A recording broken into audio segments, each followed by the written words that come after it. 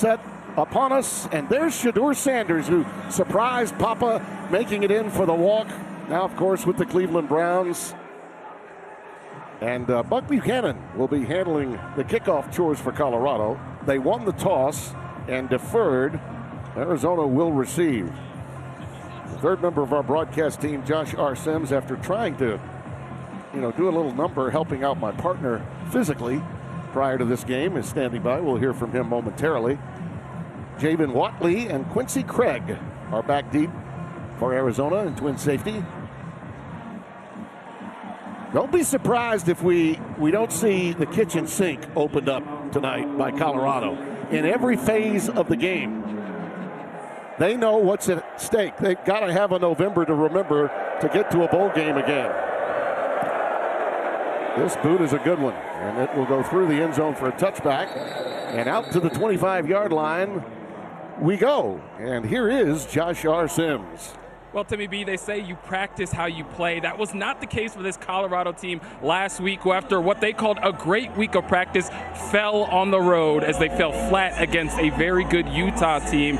Coach Prime pointed to the fact that they had missed opportunities early that snowballed from there, but they made the necessary adjustments during the week, had another great week of practice. I asked Coach Prime, how does history not repeat itself? He said, because I saw the look in my players' eyes. They do not want that feeling once again. They are focused for this game, Tim. Flush it. Those were the words of, in 2 words only, he took care of it.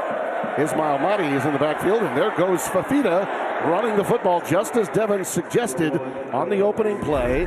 And that's a gain of 7 to open for this redshirt junior out of Huntington Beach, California. Like I talked about, his development as a quarterback has jolted forward a considerable amount with the exit of Tetairoa McMillan. He spreads this football all around.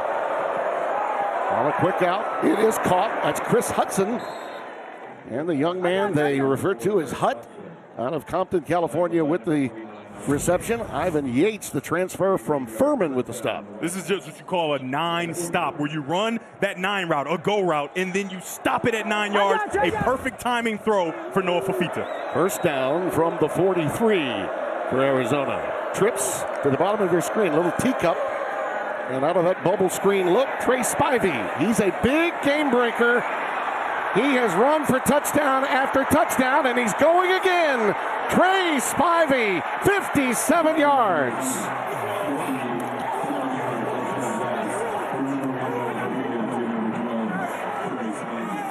He doesn't get targeted much, but when he does, the flashes of big play capability come to the forefront.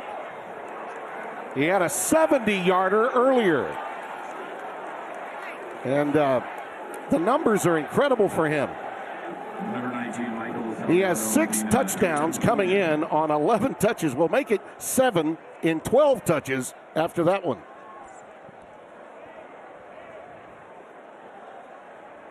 And they'll try to tack on the point.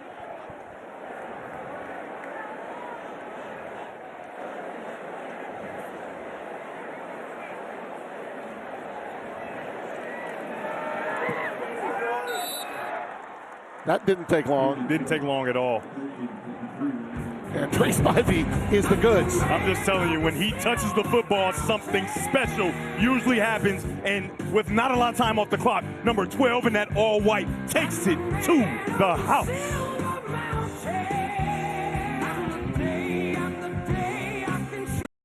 Partying down Duluth style. For he's a jolly good mammal. For he's a jolly good mammal. For he's a jolly good mammal. Mostly good mammal. I mean, you got to get to him more. Oh, absolutely. I mean, but for Spivey, he's probably like, don't mess it up. Yeah, Seth Dagey, the offensive coordinator, former Texas Tech star, told us, we need to find him a little bit more this week. They found him. And why did that touchdown happen, 98? Well, it's just a simple math equation, Tim. You've got 1, 2, 3 versus 1, 2. Now it's up to, in the inside, Hodge, number 4. He's the extra guy that comes late. He has to make this tackle. If he doesn't, it could be a touchdown. That's number 7, Taufik Bayard, who misses that tackle. And the rest is all number 12. Trey Spivey, like we just showed, 12 touches, 7 touchdowns, unbelievable. I mean, you saw the 360 foot in the ground and turn. And here's Sincere Brown on the opening play for Colorado. Off the reception from Caden Salter, the senior out of Cedar Hill, Texas. Just ahead for a couple of yards. I think you're going to see a lot more Salter in the run game. I think his legs are going to be a big part of this game. And remember, Tim, it doesn't always have to be in a quarterback design run situation. It can be in those drop back pass situations. However, the most important thing is versus the blitz, he has to find the open guy to deter this defense from coming after his offensive line. This offensive line that Salter has in front of him is a bit of a mash unit. More on that coming up a little bit later. Guys moving around. And again, they go wide receiver screen. Michael Welch, who was the running back that went out in that direction, will be tackled for a loss by Max Harris. And this is the story tonight. With Xavier Hill out, they move their tackle to guard, and then you see the rest of it. And McGill, by the way, could be replaced at some point by Jordan Seaton, the tackle at the center position. So they've been banged up. Colorado's offensive line, and on defense, their secondary, really banged up coming into this game. 3rd down and 10 after the loss of 2 on that play. Salter running out of time, flushed from the pocket, looking for some help. Lets it fly, and it's caught at the 31 and twirled down. Omarion Miller, number 4, at the 31-yard line by Max Harris, the inside linebacker of Arizona. And it'll be 4th down and 4. You talked about that kind of makeshift offensive line, Tim, and if you have that, you know the communication is not going to be great. So for Arizona, they do a nice job. They bring a guy up to the line of scrimmage, and then they bring another guy, and it is not conducive to the success of Colorado to have running backs blocking those linebackers, because they are strong, they are violent, and they get after the quarterback. Nice job of Salter to find an outlet and make it a manageable opportunity to punt the ball away. You may remember in week 0, we were told by Lance Leipold he lost his punter because they didn't punt enough. Well, he transferred here to Colorado. This is Damon Greaves, and this is going to be a penalty pre-snap. Delay a game. Offense. 5-yard penalty. Still 4th down. Arizona special teams decided to fake a block punt situation, confusing Colorado, and will set them back 5 yards.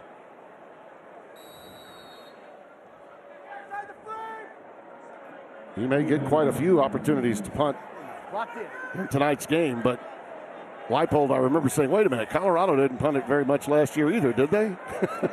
But that hints the transfer from Kansas. Luke Wysong is back deep, brings it in at the 23. Here he goes. He's got a lane. Tremendous return all the way to midfield. 45-yard boot, 16-yard return. Fantastic field position for Arizona. Oh, yeah. Trey, when he gets loose, the redshirt soft out of Chandler, Arizona, knows where to go. Get that boy some touches. Backfield flanking Fafita. They go a little jet sweep action to Watley. He's in trouble. Well diagnosed by Robert Livingston's defense for Colorado. And tackle for loss there. Myers, among others, in on the play. I mean, watch Myers run. He does an outstanding job of getting to the edge, right? The edge is captured by Arizona, but then he gets on the outside, keeps that outside arm free, and he stops that for a loss. When we talked to defensive coordinator Robert Livingston, he said, listen, we cannot allow the snowball effect to happen to us. When you have a big play, you give it up, you've got to respond. That's a nice response. Trying to get those running lanes and stuff it up. And again, they get gouged. That's an 8 or 9 yard carry for Kedrick Reesano. It was really good talking to Livingston yesterday, letting everybody know, like, hey, it's on me. When we don't play well, it's on me, and I've got to do a better job. He's got an opportunity here on 3rd and short to get his defense off the field. And old Furman Purple Paladin spent some time in the league and now getting an opportunity to call plays for the first time. Very thankful to Deion Sanders. 3rd down and 2. Colorado plays this man-to-man coverage. You got one-on-one with Spivey at the bottom of your screen.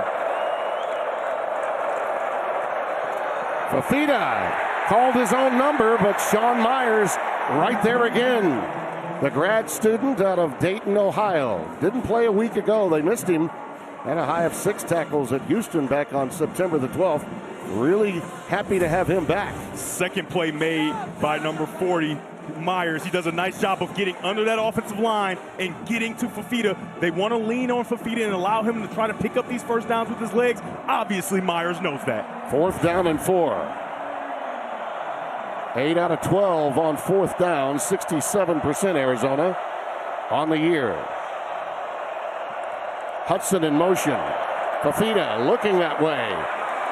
And Chris has the first down inside the 40 to the 37-yard line. This is a really nice job by offensive coordinator Seth Doege, understanding that the man-to-man for Colorado, you can create space from those corners when you take guys in motion. You put a guy in motion, it makes it soft coverage, and they go back to that 9-stop route to pick up the first down. Brent Brennan was a walk-on that played for Rick Neuheisel at UCLA. So proud of, I know Rick is really proud of the career Brent's had. Did a great job at San Jose before coming to Arizona. Well, they were setting up for the screen there, but again, well diagnosed by this Colorado defense. Monty was the intended receiver. 2nd down and 10. And number 96, Jaheim Otis, falls right into the screen. A perfectly timed call on a game up front by defensive coordinator Robert Livingston, getting his defensive lineman in position to fall into a big play. I got it. 3 wide receiver set. Monty the setback. Fifita fires it over to Hudson again, and he's shoved out of bounds at the 31-yard line. So you've seen these 9 stops get completed, one on the first drive, here on the second drive, 2 times. Listen, when you continue to complete those routes, the corners get very antsy. They keep seeing these balls completed in front of them. Watch out for the double move for Arizona when the opportunity presents itself. Now isolated there with DJ McKinney, number 8. That's their best cover corner, but Dion wasted no time telling him this week, got to get more from you. Quincy Craig, number 24, has come in for Arizona on 3rd and 5. Blitz coming, Fifita. And on that slant, incomplete pass for Hunter. And it was Ivan Yates again over there in coverage, number 29. Young man out of Roswell, Georgia. And you could see, you could fry an egg on top of the head of Brent Brennan. He felt there was interference. You can see again, they're going to that motion to keep that coverage loose, but a very nice job of getting downhill on that slant route to make sure it's not completed. That's number 29 in those silver uniforms. Ivan Yates doing a nice job there. Salgado Medina is in to try the field goal. Michael, number 19, sophomore out of Mission Viejo. This will be a 49-yard attempt. Out of the hold of Ian Wagner. Make it 57, his longest of the year.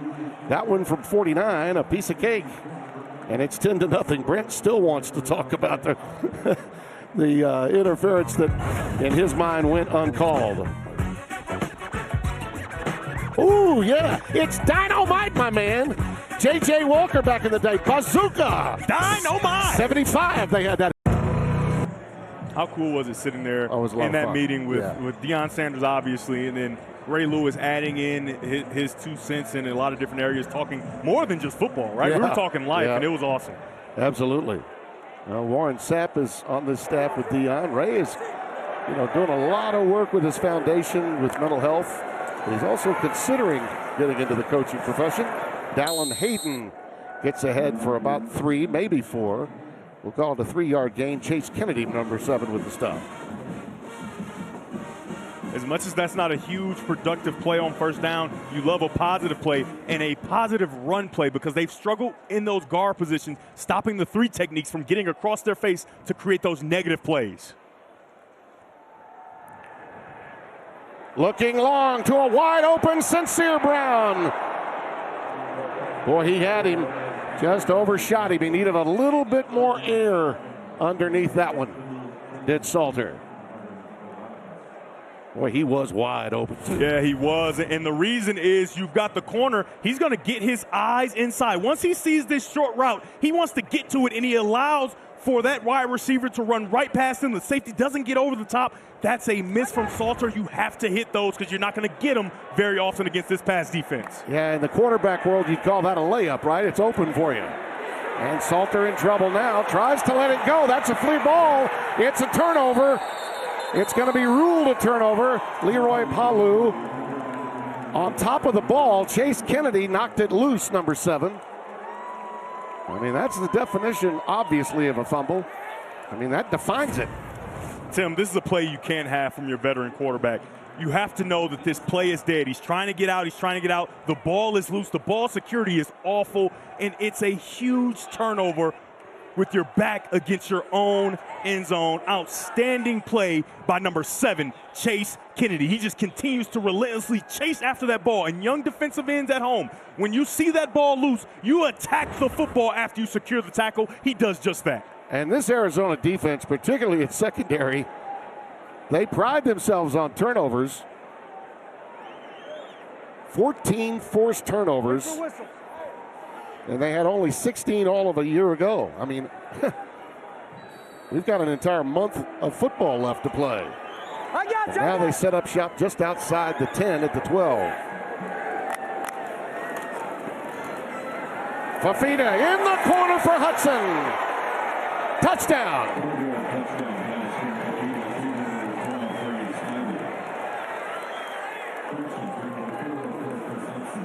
That's number 3 for Hudson. And number 18 for Fafita. Young wide receivers at home, when you have off coverage, you have to close the gap, and then go to the fade route. He does a nice job of stepping on the defensive back's toes and getting out there, and a perfectly thrown ball from Noah Fafita. And he just beat the best covered corner on the team, DJ McKinney.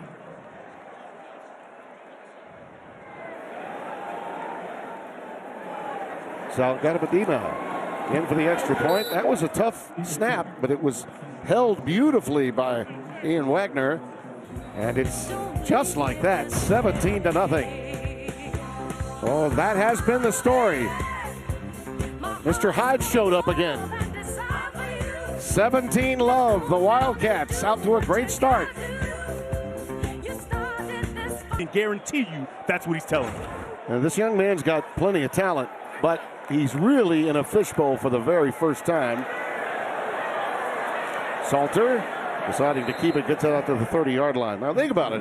He had an undefeated regular season, but it was at Liberty. You know, a lot of folks don't see you play that often. Now you transfer in here to a program that is on national television every week, and you're playing for Deion Sanders. That's Hayden. Down, Hayden gets ahead for a first down. And the crowd happy to see that first down. 6 yards on the carry. And Tim, a lot of it is because of the first down production.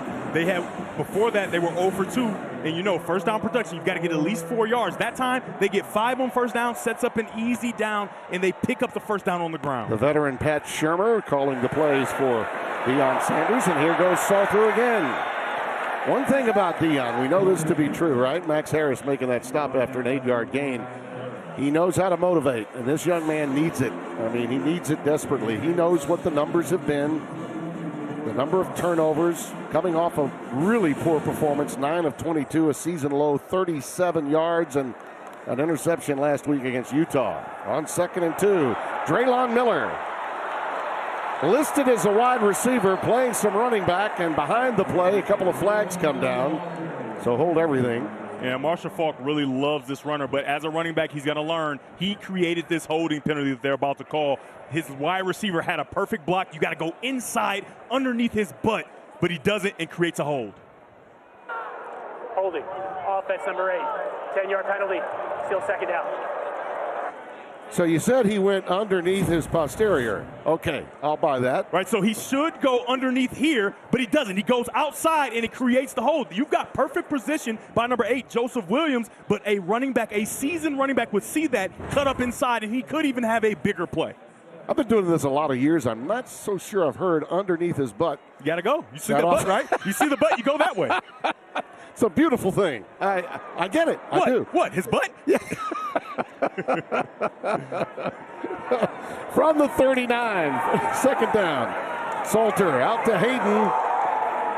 And he's rustled down at about the 38-yard line. They'll give him forward progress there. Tay Brown, number 6, along with Deshaun McKnight. So, Tim, because of that, holding penalty. They're now set up with a 3rd and long. And on the previous 3rd and longs, they've showed sim pressure. This is Arizona State's defense I'm talking about. And they've also showed that they brought 7. Here are 2 guys that have the option of blitzing and putting pressure on the quarterback. And, you know, Danny Gonzalez is he's blitzing when he gets off the bus, the defensive coordinator for Arizona. Late blitz. They find the tight end, Atkins, and he's got a first down. Big play. Huge confidence builder for Salter, too, off that late safety blitz. Yeah, this time they bring the corner off the edge, and when you have the corner, like I talked about in the open, you've got to find those outlet throws, and Caden Salter finds it. Hayden into Arizona territory to the 46. Leroy Palu, 95, with the stop. The junior from Corona, California. This is where Caden Salter has to continue to improve, finding that open guy. He does that on 3rd down, and it creates another positive first down play. Gain 7, so 2nd and 3, and we've got a timeout by the Wildcats. First charge, timeout of the half. Arizona, 30 seconds. Well, Fox College Football Friday is coming up. And we also have some really sharp minds as well, talking everything that matters on Wake Up Barstool, The Herd, and First Things First. It's sports talk that never lets up, weekdays on FS1. No-brainer. And we do have some Fox football on Friday night, too. I'll give it a little extra promo for that. That will be played out in California at the Coliseum next week. Which, by the way, there's an interesting game between the folks from the Coliseum this week, right now at Lincoln, Nebraska, taking place. 2nd down and 3 right here. I like the way Dallin Hayden is carrying the football, too, Devin, in that backfield. The junior from Memphis. He's going to carry it right here. I told you I liked him. Got a first down to the 36-yard line, a gain of 10. Zylon Chrysler does a nice job of pulling around and leading through for his running back. If he doesn't do this, this play is not as successful. A great job of continuing to move his feet so he doesn't get a holding call. 3rd first down on this drive for Colorado as they look to bounce back. We've got a late flag. May have a substitution or legal substitution situation here. Back judge noticed it. Encroachment. Offense number 77. Lined up over the ball. 5-yard penalty. First down. Yeah, Tim, he's used to lining up right next to his pal at guard, and so when he lines up as a wide receiver, the depth perception may be off just a bit, and he lines up across the ball. You can see him right here. He's a tad far downfield there. He sets just that point a little, in the defensive backfield almost. Well, we'll give Jordan a mulligan on that, even though they penalize him there. He's played really well. Hard to miss him, 6'5", 330. Hayden in the arms of Tay Brown again, not much on that play. Loss of a yard, actually. Pressure on this early down. Number 6 comes right off the edge, Tay Brown, and he gets to this run from the backside. Very nice job and a very nice call by defensive coordinator Danny Gonzalez to put them behind the chains on first down. 2nd down, 16 for Colorado. Traylon Miller back in the backfield. Deep drop by Salter. Out to Atkins, the big tight end, who lumbers ahead to the 36 of Arizona. Traden Stukes, number 2. That's a very mature play by Caden Salter, making sure that, hey, nothing's downfield, the coverage is lifting, get it to your check down so you can get at least a manageable 3rd down. But here on 3rd down, just like he did on the previous down, he has to be aware of the blitz no matter where it's coming from so he can get it to his outlets if he has to. You know, just watching Salter play the game, it's pretty evident that one of his strengths is the zone read game. Miller is the setback out of the shotgun. They go trips to the top of your screen. Look at all these guys standing up. It's very confusing for the offensive line. Blitz coming up the cut. Salter. Well, he salvaged about 3 yards out of that play. Tia Savea and Tay Brown collaborate, so it'll be 4th down, and we'll call it 7 here. Interesting decision for Pat Shurmur in terms of the play call. No doubt they're going to go for it here, trailing by 17. As confusing as that defensive set might seem, that's a really good job by the offensive line picking it up. However, nobody was open downfield, and you have to use your legs if you're Caden Salter. He does that, and it gives them the opportunity to go for it on 4th down. 12th play of the drive. Only bring 3. Salter, he's going to run it. Plenty of room. First down. Well, he identified that they dropped 8, and then when they turn their backs, there's a lot of green grass in front of you. And on this drive alone, he's already got 3 scrambles for positive yards. He does a nice job there climbing in the pocket. He sees it's zone coverage. You only got 2 routes downfield. You got to make sure you pick up the first down with your legs. Hayden continues to fight. Those legs churning down to about the 19-yard line. A marker down. Illegal substitution. Defense, 12 players on the field at snap. 5-yard penalty, still first down. That's a really nice job by Colorado, understanding that, hey, we didn't substitute, get this ball snapped quickly, and the guys just can't get off the field in enough time. Outstanding job by offensive coordinator Pat Shurmur. Henry Johns, our referee, letting us know. And that creates a 1st and 5. He came right up to us when we went down to the field before the game. Known Danny a long time. He's been at it for quite a while. Outstanding defensive coordinator. Great get, really, for Brent Brennan. Cam Michael and Draylon Miller in the backfield. That was the first penalty on Arizona tonight. Salter under pressure, overshooting his tight end, Zach Atkins, who was there, but he was without question hurried on that play because that pressure was coming right up the middle from Malachi Bailey, number 44, the defensive end. And Tim, a lot of why he was hurried because he set the depth of the pocket so deep. When you do that, the tackle is not prepared to block. He wants to push him around you, so you want to get into the pocket and not be so deep so you can be able to get to that throw a little easier. Hold up. Longest Colorado drive all year is 15 plays. This is the 14th play of this drive. Miller remains in.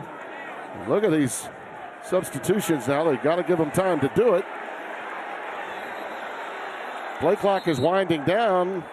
Timeout must be called by Colorado. Out of the half. Colorado, 30 seconds. Arizona said, okay, I see you. You got us. Now we're going to get you back. Right? We're going to substitute as slow as possible and force you to take a timeout. Been a very interesting day so far in college football. Huge sports day and night. And for those of you that are being entertained by this, we understand that there's we talked a little Harry Potter, and that's, and that's Harry Potter right down. Tim, I'm going to give you some new terminology that I know you don't know. The kids call that. Interference. Defense, number 8. Penalty is declined. Result of play is touchdown. The kids call that a head tap. When you have a guy, you run a fade route, it's just you and him, and you get on top of his hand, and you snatch it out of the air. What an outstanding play from the veteran wide receiver, Armarion Miller. See, all that really happened to you overnight was you got a head tap. That's what happened. Outstanding. Well, that culminates a 17-play, 7-minute and 40-second drive for 75 yards. Now, Tim, I expect you to remember that terminology next week. Yeah. And I want you to call it. That's a head tap next time, you know? Delay of game. Offense, number 16. 5-yard penalty. Retry. I'm going to back it up. We'll try it one more time. After I get through working a game with you, I tap out. That's what I do. That's right. 4 penalties against Colorado after that one. Alejandro Mata for the extra point. That was a must-score drive, really, for Colorado to right the ship, get back in this thing at home. One thing about this Buffalo's crowd, they come in great numbers. It's not a sellout, but it's close, even with a paltry 3-5 record. Oh, yeah! Boom, boom, boom, boom. Doom, doom, doom, Little doom. New Orleans music there for you.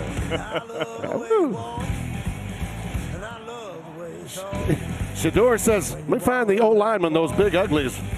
Shake their hands. Partying down Duluth style. For he's a jolly good mammal. For he's a jolly good mammal. For he's a jolly good mammal. Mostly good mammal. Which nobody can deny. Even that guy. Celebrate our big damn birthday and the season's biggest deals. Only at Duluth Trading. What happened? Some bad people tried to hack me with sad affirmations. Sad, Craig? No. We're protected. AT&T Dynamic Defense help protect us because small businesses need us. So he's not sad. Guess we don't need these. I think we do. The first rule of tailgating: don't forget the Dr. Pepper. The second rule: just don't forget the Dr. Pepper, okay? It's a pepper thing. You're eligible to become a member of Navy Federal Credit Union. Because I'm an Army veteran, our whole family can join and get exclusive savings and discounts. Well, that's great to hear, Dad. All veterans and their families can join. Navy Federal Credit Union. Our members are the mission. I checked Allstate first, saved hundreds on my car insurance. Unfortunately, I didn't check to see if anyone was watching before I stole cotton candy from a child. Well, at least I checked Allstate first and saved hundreds. Every who and who Newville liked Christmas a lot. But without help from Walmart, stress-free it was not. I wish there was a way for Who Newville to get everything they need for the holidays. Walmart's top brand gift surprised Mindy Lou. Walmart has it all. Who guessed it? Who knew? Walmart has Tony's? And Nespresso? Even Apple? Who knew?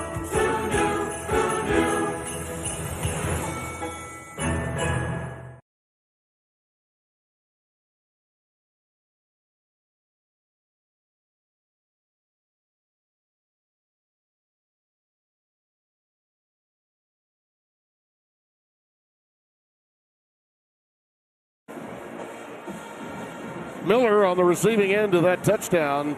17 plays, 75 yards. Well done by this Colorado team. Get back in this thing after really spotting Arizona 17 unanswered to open the game. And another touchback. They'll bring it out to the 25. Well, we touched on how hard luck this Arizona team has been in devastating fashion, really. First in double OT to BYU, who's undefeated. Then a field goal at the buzzer against Houston. Both of the games, Arizona was just a play or two away from victory. By the way, the Cougars lost today to Rich Rod, your old coach for a period of time at Michigan, from West Virginia today. And you see the results for them this year. Really a lot of close games in the Big 12. I think the margin of victory is somewhere around 7.5 per game in the Big 12 Conference. Craig with his first carry. Quincy Craig out for about 8 yards to the 33-yard line. Byard, number 7, with the stop. This offense for Arizona has done a nice job and scored on every single drive, and it's because of the first down production. After that run, they are now 4 of 6 on first down production, getting at least 4 yards, so they're staying ahead of the chains, and it's making it really easy for quarterback Noah Fafita. Quincy Craig, Pedrick Riseno in the backfield. Riseno has the first down out to the 37 after a gain of 4.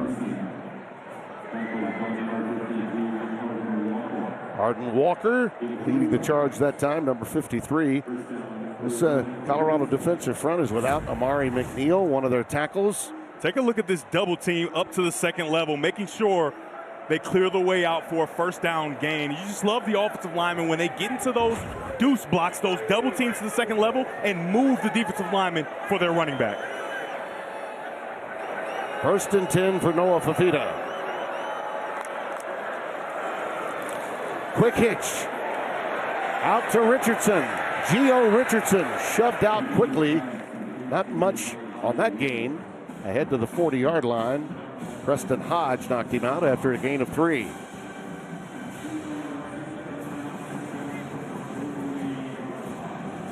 You're right about this quarterback play from Fafita. Without T-Mac now into the NFL, he's spreading it around. Oh, yeah. He really is.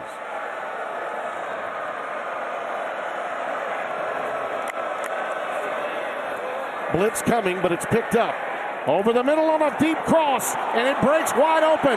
Gio Richardson, touchdown, 60 yards.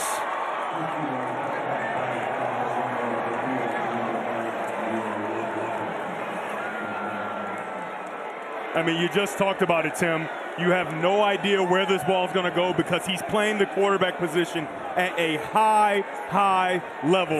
And this is a perfect dig throw, a deep in route, right? He goes to the right and he comes back to his dig perfectly in rhythm. And then out the back door goes Gio Richardson, the true freshman. Right, eyes outside, and then he starts to get to his read. But if you think you can play quarterback at home, take a look at this. He can't see anything. This is all timing and knowing where your guys are supposed to be, and he has to peek around to see if it's a completion. Outstanding job by Noah Fifita, not only finding the windows, but understanding where his guys are supposed to be and trusting it for a touchdown. In 6 quarters, Fifita is 31 of 35, 89%, 475 yards and 5 touchdowns.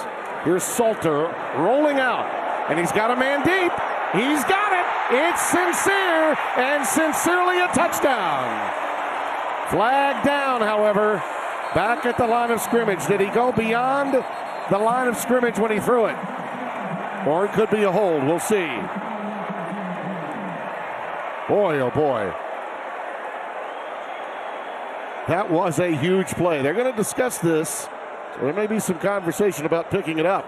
I think the one at the line of scrimmage certainly should be picked up. I think they are trying to get a blindside block, but it's not violent. I don't like that call if that's going to be the call. Henry Johns, our referee.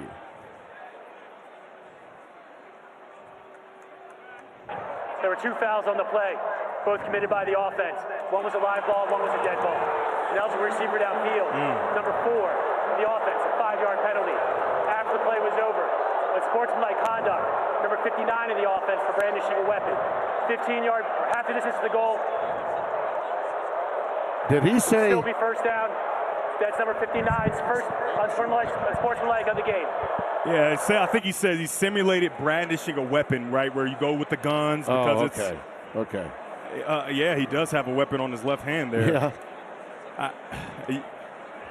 You got to line up formationally correct. That is a huge penalty to take a touchdown, a huge play off the board. Yeah, and it was for Omarion Miller that they tagged with that penalty. That would have been Salter's longest touchdown of the year in the air. You can see there he's on the line of scrimmage covering up another wide receiver, so you cannot go out for a pass. You've got to align correctly because things like that can happen. 1st and 25. Quick slant to Miller, and Omarion Miller with yet another marker down in the backfield.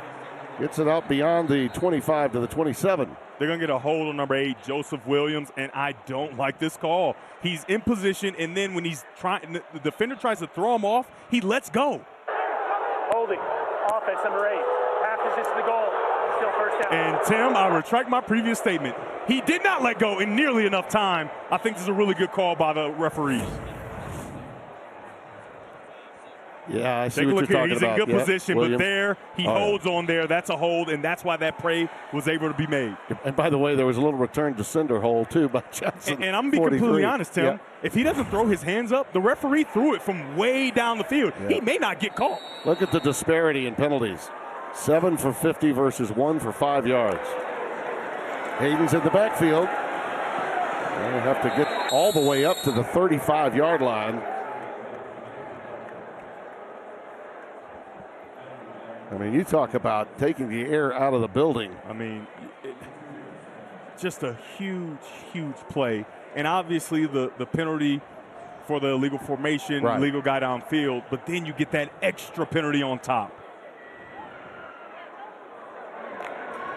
Out of the shotgun, Hayden. Fans don't like that call.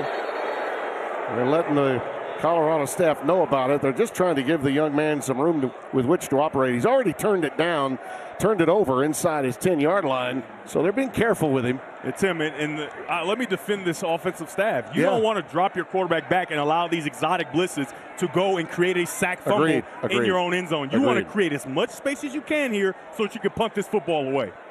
3rd down and 25. Hayden remains the setback. Pressure with 3. They go to the tight end, Atkins, and he will get to about the 19-yard line. And they are still letting the Buffaloes know that they're not happy with that sequence. But again, given the circumstances they faced, 98, I absolutely agree with you. Yeah, that's a veteran play by Caden Salter, understanding the situations. You will likely not pick up this first down. Give some breathing room, some space for your punter so you can try to flip the field. Still a lot of football to be played, even though you're down 24-7. Damon Greaves should get it off around his 10. Luke Wysong is back deep in single safety. Wildcats have scored on every single possession tonight. Booming end over end, high punt. Wysong from his 30. Well, he's got a lot of room to work with. Reverses field and is hammered.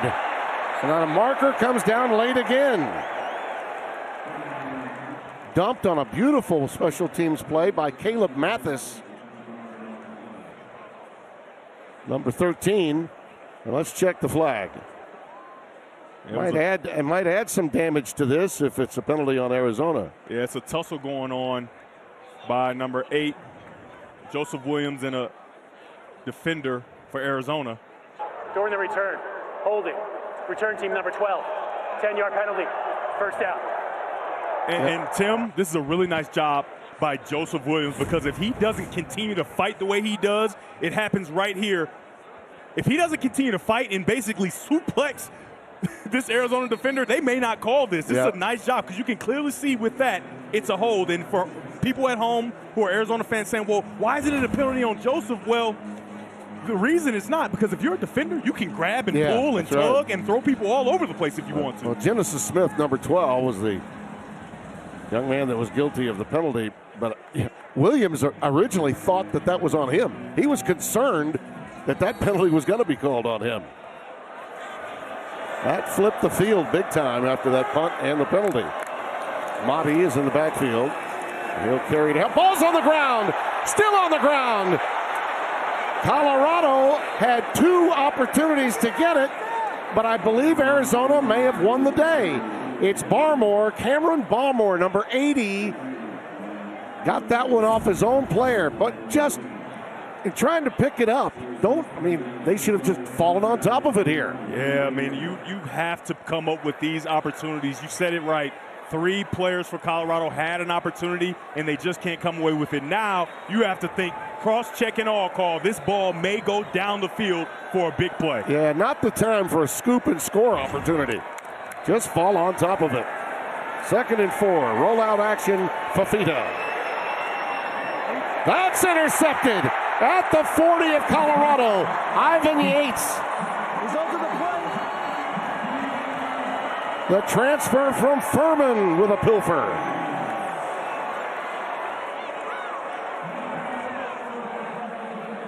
Do we have another conversation taking place? Are they going to throw a late flag here? This is a really nice job by Yates. You can see here he's going to have his responsibility. For 53, 15-yard penalty, automatic, first down. Wow. Yes, they are going to call this back, roughing the passer on Colorado. Misery-loving company here. Oh, my goodness. That is, I knew they would try to go down the field for a big play, and then you get the interception, and let's take a look here. The culprit. Yep. Number 53. Arden Walker. Yep. No need for it. Oh, that's tough. Fans don't like it. And this feels like sudden change. If I'm Arizona, I go up top again. Every sudden change has favored Arizona. Quincy Craig negotiates into the Buffs territory down to the 42 for a gain of 11. They've been hit. Colorado's been hit with a few howitzers, but you just have to get it out of your head and move on to the next play. Craig stopped at the point of attack that time. That's Quincy Wiggins, number 49, junior out of Baton Rouge, Louisiana, with a stop. One of those kids pressed into duty because of all those injuries to Amari McNeil and others up front. Thomas, 95, is normally a tackle, not able to go tonight as well for. So you got clear man-to-man, only 5 guys in the box. The quarterback draw is alive for Fifita to run the football. 2nd and 9, blitz off the corner. Fifita's pass is incomplete. Chris Hudson was the intended receiver. It sailed highly over his head. It'll be 3rd down and 9. Really nice job and a nice call by Robert Livingston. You're going to get a corner blitz from the top of your screen.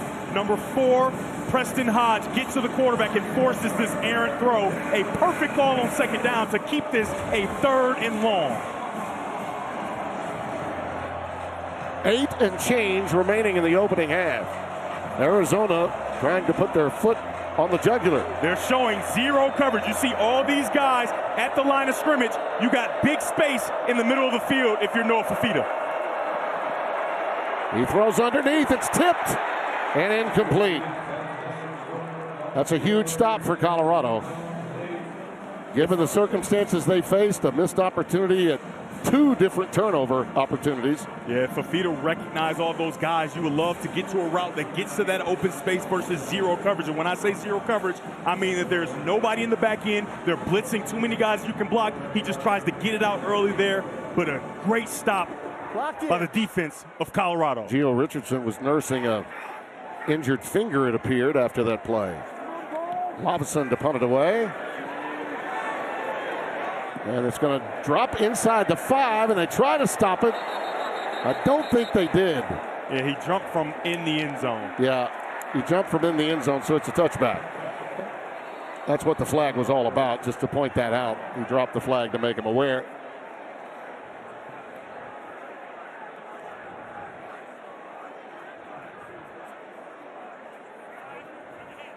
Well, maybe there's something besides just that.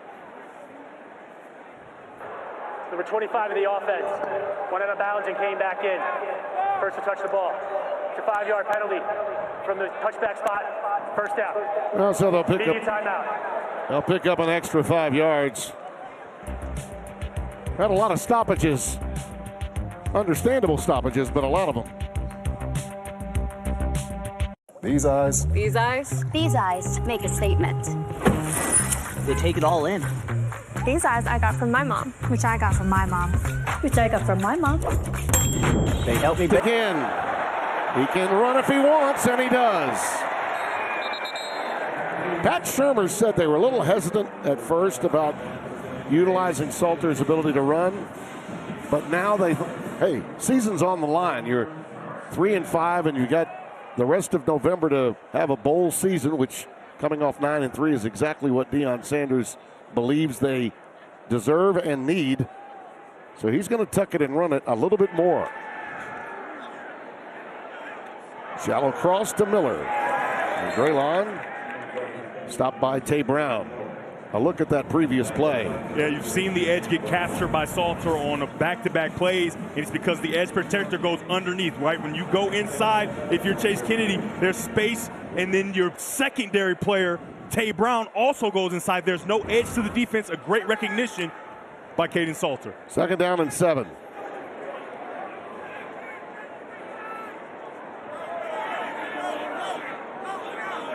Four wide receivers and Miller in the backfield.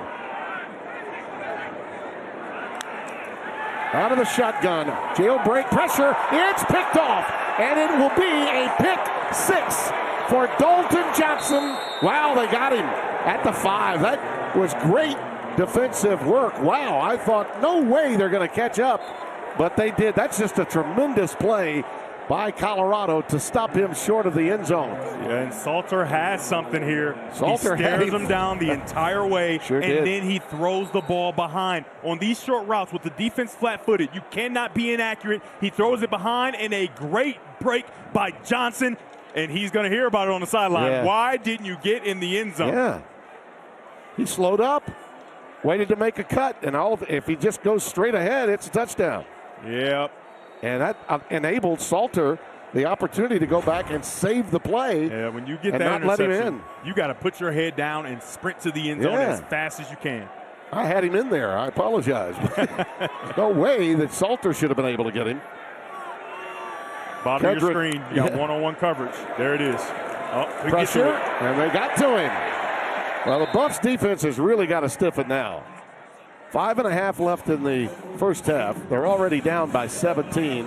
That's the first Colorado sack, and it comes from Jeremiah Brown, number 42. Yeah, and it's cover sack. He wants to go to the bottom of the screen, but perfect patience by Yates. He's right there, and it forces Fifita to try to go somewhere else, and by that time, it is too late. A great defensive stop right there on first down by the Colorado defense.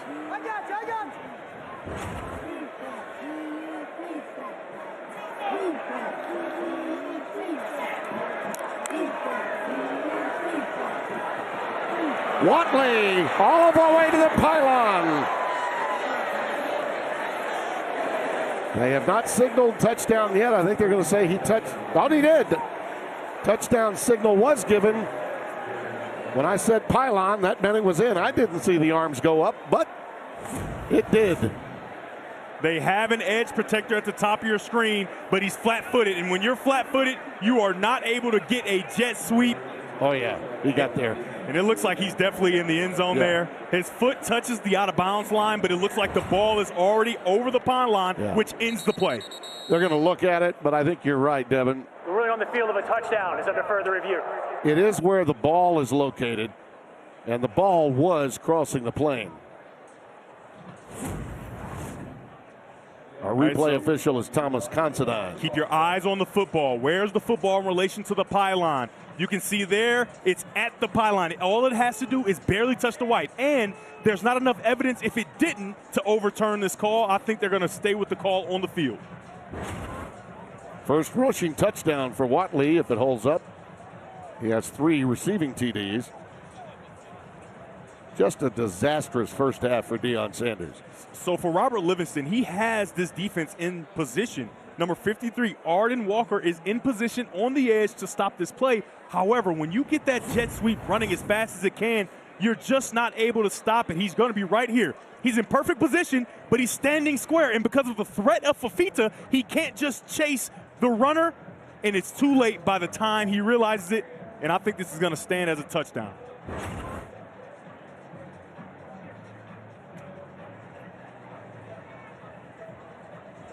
If it's upheld, it'll be the 4th touchdown drive of the game.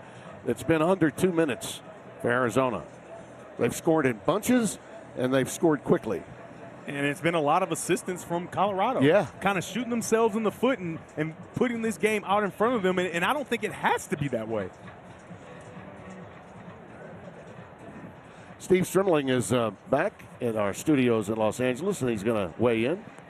Yeah, we hear it. We agree with Devin. It looks like his foot's out and it's over. The ruling on the field is upheld. Touchdown.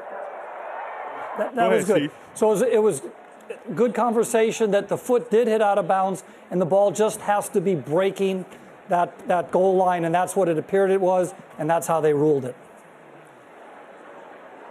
Thank you, Steve. Extra point to come, and it's gone from bad to worse for Colorado. Tell you, I would not want to be, well, actually I would. I think I'd like to be a fly on the wall in the Colorado locker room at halftime. There's going to be a lot shared by Coach Prime. Salgado Odena with the extra point, and he puts it through. Well, the sequence of plays leading to yet another touchdown. Yeah, Tim, there's throwing and there's passing. This is a throw, but not passing. The position of the ball, understanding where to locate the football. That ball has to be thrown outside. Thrown inside, a great read by the defender, number 43, Dalton Johnson. And then it leads to the jet sweep on the edge for a touchdown by number 6, Javin Watley. You think Ryan Staub's going to come into the game? 98? What do you think? I think there at least has to be a conversation. Yep. Because, you know, you've had the plays that are just not very smart. You've had the plays where your talent, right, you don't throw the ball outside the way you're supposed to. And down by so much, I don't see why you wouldn't at least give an opportunity. The reason I would think they would say not is because of the threat of the legs of Kaidon Salter. It has helped these drives so much, but then he shoots themselves in the foot. Yeah, yeah. Let's go down to Josh Sims. Josh? Well, guys, Dalton Johnson leads the team in tackles. He's got a sack on the season, now a second interception, a fumble recovery. I talked to him this week, and he said, yeah, I got some good plays, but I want more. I want more takeaways, and that's exactly what he got on that last defensive possession. He's a guy that has stayed through 3 different coaching changes. I asked him what made him stay here at Arizona. He said, I was here in 2023. We had a special season, and then last year we kind of fell flat. I didn't want to go out like that. I wanted to bring primetime football back to Arizona, and with plays like that, he's helping to do that. Danny Gonzalez calls him the chess piece of his defense. The guy can be almost anywhere. Led the team in tackles, had a season-high 11 at Houston in that loss before the open date. Salter gets it out past the 25 to the 26. Listen, it's incumbent upon this Buffalo's team to bounce back and score before the end of the half. If I'm defensive coordinator Danny Gonzalez for Arizona, I would protect those edges a little more. Maybe not bring the house. You've already gotten Kaidon Salter thinking that the blitz is coming, but now put a spy on him so that he can't hurt you as much with his legs. Pressure off the edge. Out to Joseph Williams. And look at that sure tackling in space by Trayden Stukes, number 2. That's a thing of beauty. Redshirt senior out of Litchfield Park, Arizona. 3rd down and 9. This young man needs something to build his confidence on this drive right now. This is the 6th 3rd and long for Colorado. They cannot live in this space. They just don't have the offensive pieces to be successful regularly. Pick up the blitz. Salter's in trouble. And the game is really moving too fast for him right now. Stukes again comes through to get him on a loss of 2, and they'll have to punt it away. And the crowd really grumbling now. Yeah, you can see that pocket is going to start to collapse. But this time they keep the edge protected. There's really nowhere for Kaidon Salter to go, and it allows for the defender, the safety, Trayden Stukes, to get in there. Yeah, they knew. I mean, Pat Shurmur's been around a long time. A heck of an offensive coordinator and a really good veteran hand for Deion Sanders to have. He knew they would be blitzing off the bus tonight. And they have, and it's really affected Salter negatively. Wysong with a fair catch at the 35 of the Wildcats. Tomorrow on Fox, Justin Jefferson leads the Vikes in an NFC North showdown against Jared Goff and the Lions. Or the Jags take on the Raiders. Other regional action. Check local listings for the game in your area tomorrow on Fox. Even though the former Wolverine, J.J. McCarthy, will be playing for the Vikings, give me the Lions. Detroit. They're playing really well. They are. Detroit right now. Especially after that loss against Kansas City. Yeah. They went back, they regrouped, and you had to think that they would with a coach like Dan Campbell. Andy Reid, is that you? How about that? Andy, don't you got a game? You got a game tomorrow? I think he looks more like Wilford Brimley when he actually played in the Waltons back in the 70s. I have no idea who that is. Reesano, not much. Wilford Brimley played the manager in the movie The Natural. Did you see the movie The Natural? I did not see The Natural. Robert Redford? You did not see Robert Redford? Well, I got homework. Jeez, okay. Man, don't judge me. It's a classic. Because you've never seen Harry Potter. That's true. Voldemort. Yeah. You got some homework too, buddy. Yeah. I got you. 2nd down and 8 as the cultures collide in Colorado again. Craig up to the 40. Stopped by Sean Myers. 2-minute timeout is coming. It's a nice job by Sean Myers because he's in a predicament. He has the quarterback and the running back running at him. He makes the right choice and stops that play from happening. Clearly Arizona's being aggressive, but they're going to wait now, I think, for the 2-minute timeout. Think better of it on 3rd and 5.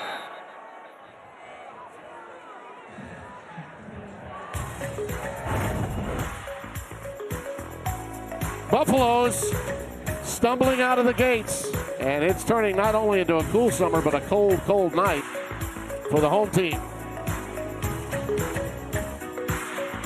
If the Colonel knew we waited this long to bring our tangy, smoky KFC Original Honey Barbecue back, he'd be, a little upset. I'll get for the steak. You're home for the holidays, back in your old room. Oh. At least you can get a deal on new shorts for Dad. Something with a little more coverage.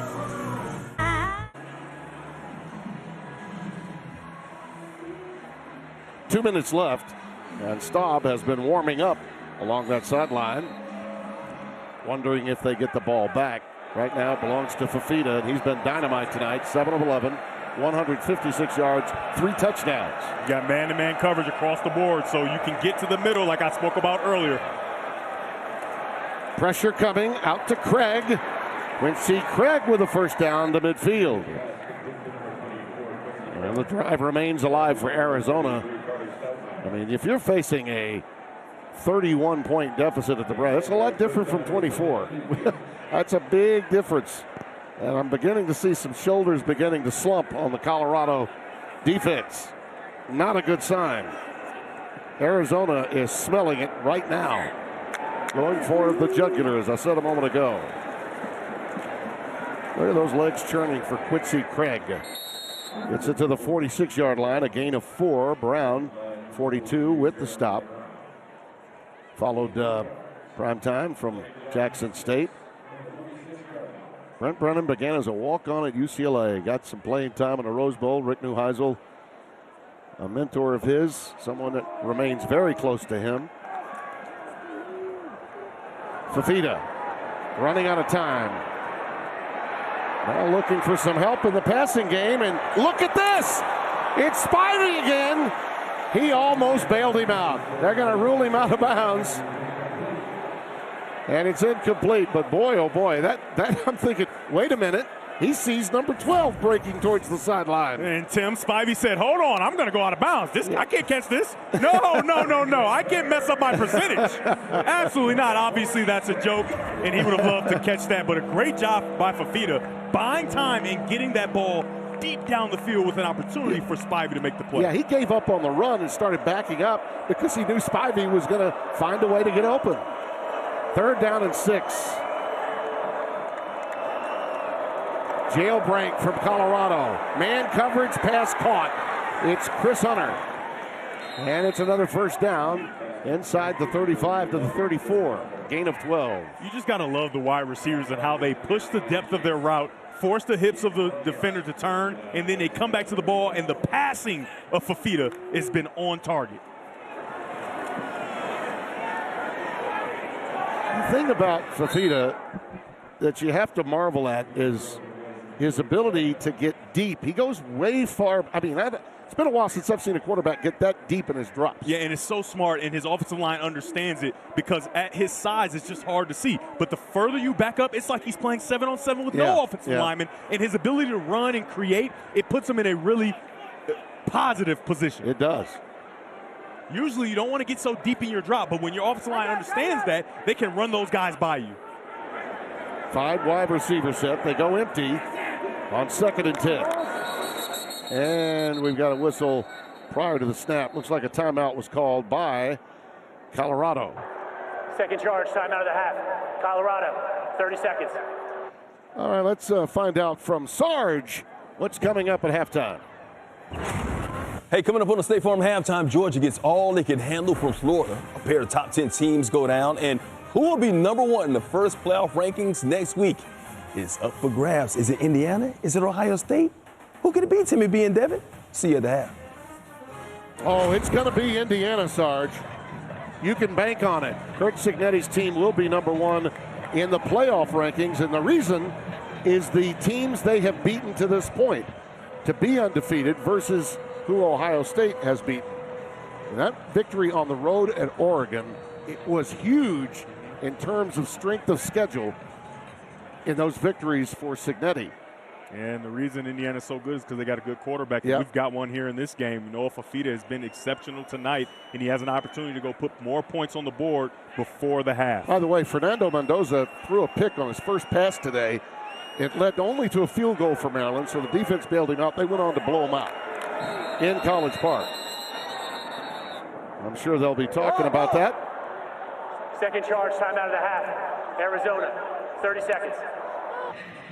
Listen, I had Ohio State at the beginning of the season. I still think, pound for pound, hard not to have them number one if you're a poll voter with the AP or with the college football coaches poll. But in the playoff standings, if this committee is doing its job properly, Indiana has to be number one. Yeah, their resume is more impressive. You said that they've had that impressive win on the road. People just do not roll into Austin and win, and they did it. And they did it impressively, maybe even more so than the score might have indicated in that game. And by the way, all that we've seen in the college football coaching carousel, I think a lot of it is based on what Curt Cignetti did a year ago. They're saying it's possible. Oh, yeah. We're going to make changes now. We want to take care of it this moment. And as Coach Franklin found out, 15 days, you can be number 2 in the country and then out of a job. Streaking down the sideline, Hudson. Well covered that time by Ivan Yates, 29. Man, Ivan Yates has had himself a day. He has. He had an interception wiped off the board on a play where it was a great play by him. And when we talked to Coach Sanders, he said, listen, we've got to make plays. You're in position. You have to make the plays, and he's done that tonight, though the entire defense maybe hasn't. Maybe everybody on offense hasn't, but he's done his job, number 29, in that silver jersey. It's been really, when you think about it, a confluence of calamities with mistakes and lining up offensively, defensively being Fertitta. There he is, wide open, and he catches it in bounds. Are they going to say yes? Touchdown, Javon Watley. I think they're going to have to take a look at it. They're going to have to take a look at this. He almost ran out of real estate bringing this in. It's certainly close. Let's take a look. Got good air on the football, concentration. Oh, that's touchdown. Yeah, that's touchdown. And I honestly don't think it's that close. No, it's not. Let's see if he controls it. That back angle doesn't show that part of it. He controls it right away. That right foot is down. Yeah, that's a touchdown. Absolutely. And what an amazing throw by quarterback Noah Fifita. Yeah. People probably laughed in the open when I said, hey, it's probably the best thing to happen to him that his buddy went to the NFL. But you look at how he's playing the quarterback position. Agreed. It's exceptional. Yep. Watley, by the way, his second touchdown, one by way of the rush and another by receiving. That one scored on that jet sweep a little earlier.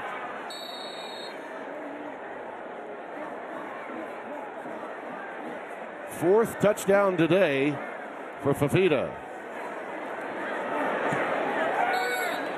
I know you want to show us this again, and oh, certainly the recognition for Fifita. You get upset when you see a quarterback not understand split safety defense, right? Cover 2, when the two safeties have the half of the field, right? You got this guy, you got this guy. They're going to go half, they're going to go half. Well, when you have that, you've got to get a guy to the middle, and they do just that, screaming through the middle, and Noah Fifita finds him with the perfect throw down the field. Outstanding job by all parties involved for Arizona. Fifita is a young man that chose to stay, be the leader. And when you talk with Seth Dickey about him, his offensive coordinator, he said he is the model of almost every aspect in profiling a quality quarterback that you'd ever want. Beloved by his teammates, first in, last out of the football facility each day. And now when you're spreading the wealth in the passing game the way he is, there's really no discussion. You're going to play hard for a quarterback like that. And Staub is going to come in. Ryan Staub is a young man that has been a really quality big league reliever, according to Coach Sanders. Well, he's being asked to do a lot now, the sophomore from Stevenson Ranch, California. He's had some good moments. More of a prolific pocket passer. Cannot do the things, obviously, with his legs that Salter can. But his decision-making now is going to be key. And right now, with time winding down, it's handoff to Welch time. And that'll get us very close to the end. You have to have your thoughts move towards what must be going through Salter's mind. Yeah. Tough evening for him. And the crowd letting them know, too. That adds some insult to injury. but another half of football remains. 38-7 is our score. Let's get you back to our Los Angeles studios. Mike Hill, Coach Pete, Bruce Feldman. Gentlemen, how do you do? We doing pretty fine. We doing so much better than Colorado right now because this is a skull dragging right now. They've been outscored 91-14 in the last 90 minutes of football. As you welcome you to the State Farm halftime show. Mike Hill, Chris Peterson, Bruce Feldman hanging out with you. In a lot of ways, Colorado is self-destructing. Poor defense, interceptions, penalties right now. But let's give credit to Arizona because they're taking advantage of all those mistakes as we take a look at the State Farm halftime highlights. Yeah, I think Arizona picked up where Utah left off. They took the baton, and they are just playing lights out. They're playing great. You see the receivers making plays. You see Spivey here just doing it all on his own. Fafita feeding a bunch. You know, the one drive they did have was a 75-yarder for 17 plays. They need something quicker now. The one thing you'll miss with Saltro on the sideline is the ability to create with his legs, so you're kind of a sitting duck back there if you're stopped. Oh, he sat on him. Could it be intercepted? No, they're going to rule. Yes, it was picked off. Intercepted by Arizona's Javion Cole, the cornerback, the junior out of Oakland, California. He squatted on this. Yeah, and Cole knows that there are guys getting to the quarterback, so he doesn't have time, and that ball is placed inside. I think that's a really nice play by Cole and a horrid start for Colorado coming out of half. And remember, Tim, it's the placement of the football. Oh, yeah. It's not a bad decision, but because that ball is thrown inside, similar to what we saw in the first half, that's an interception. Nice play by Cole. You can be very aggressive as a corner when you know you're probably going to get home with your rushers, and that's what you saw there from that corner. Looks like they're going to take a look at this. So the ball can touch the ground. The question will be, Tim, does it move? Does he lose control when it touches the ground? Remember, the ball can touch the ground, but if he has control, they'll keep this as a catch. Let's take a look and see if we can judge for ourselves while they take a look. He got it there. It's pinned to his shoulder. Oh, I don't know. I don't see enough movement to change it, in my opinion. I don't see enough. I think that ball is caught, and if the ground's not there, I think he still makes that catch. Okay, well, at first I thought when it hit the ground, I'm not sure he had control, but they'll take a long look. Do we have our first disagreement of the game, Tim? We might. Steve Strimling is back there. I'm sure he's taking a look at it, too. Does he have control? It's really caught by one arm, one hand, between the elbow and I'm not sure. I don't think that's enough. I think he pinned that to his shoulder pad, and though the ground had the ball, let's see what Steve thinks. Actually, from that angle, I think you may be right. I love it when you see it my way. Yeah. Let's go back to Steve in the studio. Steve? Yeah, I agree. I think he has control of the ball, and then when the ball touches the ground, he does not lose control.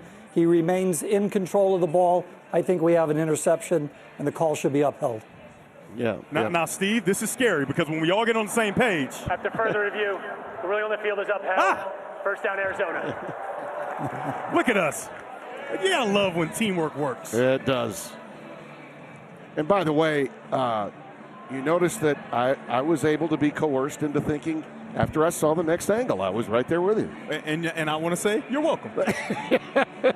Arizona's third forced turnover and 16th this year. That secondary is just amazing what they've done in their back end all season long, matching last year's season total of 16 turnovers, and we're just on the first day of November. Yeah, coming in today, they were the third pass defense in the Big 12. Fafita, quick hitter to Hudson. Ball's on the ground. Colorado's got it. And it's Preston Hodge that comes up with it. And it's forced by Tawfiq Bayard. He does an outstanding job of just getting his fist ready to punch that football out. You can see another nice throw by Fafita, and you're trying to get more if you're a wide receiver, number 4, Chris Hudson. But watch him come in and just punch that ball out. Yes, indeed. And then Johnny on the spot. Preston Hodge with a nice scoop. And get the ball back for your offense. Peanut Tillman would be proud of that one. Man, what a punch. That was perfect. Peanut Tillman, of course, with the Chicago Bears, got to a Super Bowl out of Louisiana, in Lafayette, Louisiana, where he was a star player. I guess you can call that first throw for Staub a mulligan. Welch gets ahead for maybe 6 before being pushed back. Dalton Johnson with the stop. Remember, the one thing you'll miss with Salter on the sideline is the ability of the quarterback to create with his legs. So Staub is going to have to be very intentional about getting the ball out on time when he passes. Welch gets ahead for 3 more, so it'll be 3rd down and 1. Max Harris with the stop. It's really imperative with Staub in the game now that you stay ahead of the chains. Certainly. Because a lot of those long 3rd and longs that you saw Buffalo pick up, it was because of the legs of Salter. Yep. 3rd down, a yard to go. Welch. Boy, he took on that first would-be tackler and just barreled over him, doing a Herschel Walker impression against Billy Bates when he was a freshman. I've really liked to watch Michael Welch run the football, and that's powerful. Yeah. You're a running back, you get on the outside, you got a yard to go. It's you and a defender. You got to put your pads down, get your feet behind, and boom, try to run right through him and pick up the first down. Yeah, he laid the lumber. 1st and 10. Staub, nice adjustment, but then he throws it right into the arms on a mix-up with his receiver, and that is Aiden Garnes. And here he comes the other way, all the way inside the 15 of Colorado. Boy, you talk about a mix-up. He made the adjustment to go for his guy, but the receiver goes outside. He throws it inside, and there was no one there except. And I think this is on Amarion Miller because he gets collision and just goes off of his route. Now, whether he gets off his route or not, I think that's going to be an interception because you have a middle safety. Staub did not see it clearly. You got 2-on-1. You want to get to your check down there. He just trying to make a play downfield, and he knew right away an interception. At least he gets down there to try to make the tackle. Yeah, just a big play by Garnes. 59 yards on the return. Mahdi. Ismail Mahdi, senior from Murphy, Texas. And a healthy gain gives them a 1st down and goal. And that's just a continuation of the first half. And after just 2 throws and 2 interceptions, I wouldn't be surprised if Juju, if you have to try, right? Just see what Juju can do. Juju Lewis, obviously a highly touted quarterback who changed his draft, his graduation class forward so that he can get to Colorado early. You may need to try him. As the floodgates in this game go wide open, they're hitting the turnstiles at Folsom Field. Mahdi on the stretch play. Touchdown.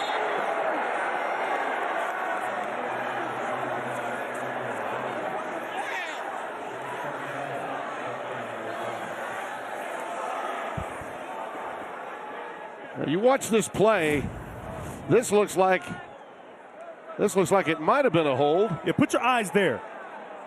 If you're number 7 Bayard, you've got to fight more. He just throws his hand up. You've got to fight and force the referee to call that play, that penalty, and I don't think he fought enough.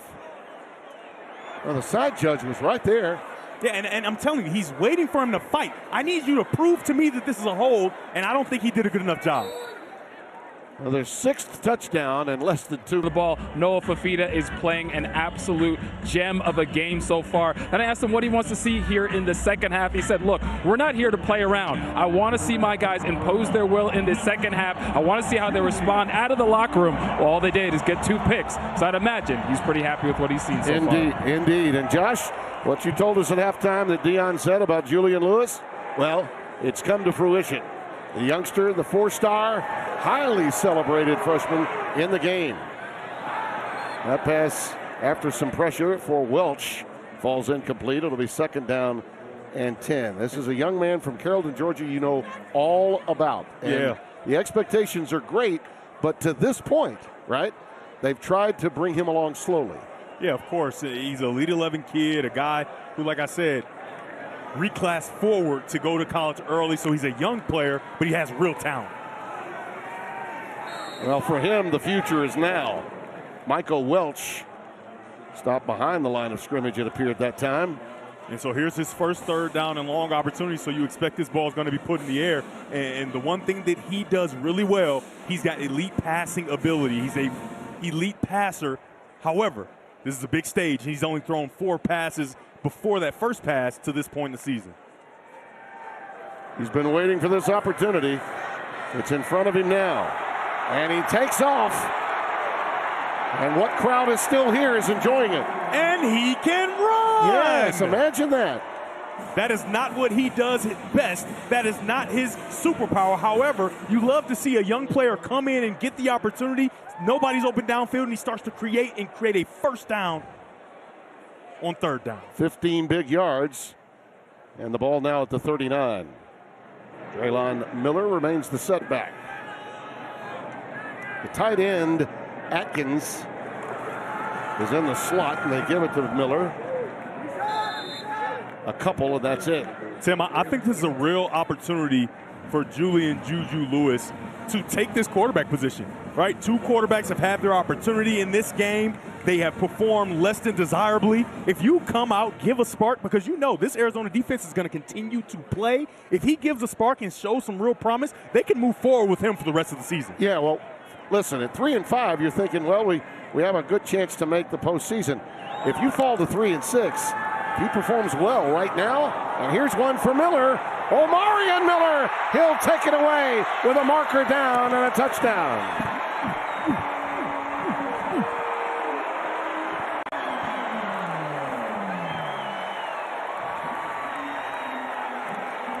That should be a PI against Arizona. Miller had to fight through that pass interference to make the play.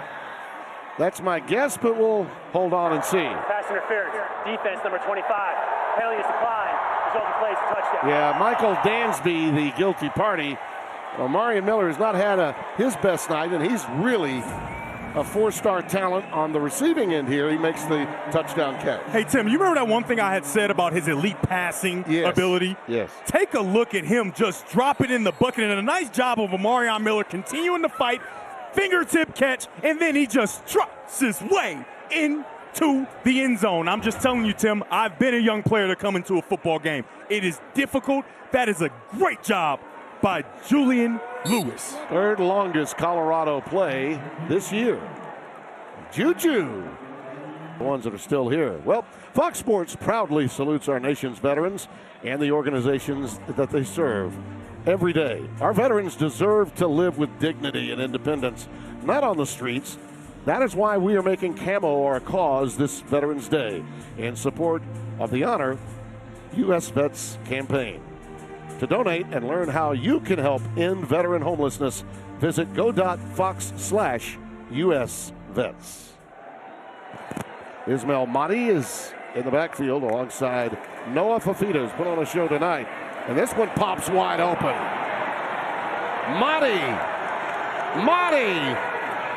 Mahdi good. And he's run out of bounds inside the 10 at the 7-yard line by Carter Stoppmeyer. Boy, you talk about just breaking free wide open, and no one, I mean absolutely no one on the left side, which would have been the field side on that play for Colorado. Yeah, I mean, he just does a nice job of pressing the hole and getting to the cutback, and he had a reservation for 6, but a nice job of Colorado to run him down before he can get to the end zone. He stays in the game, 1st and goal. Fafita, back to the end zone, incomplete. Shooting it for Cameron Barmore, the tight end, and it's 2nd and goal.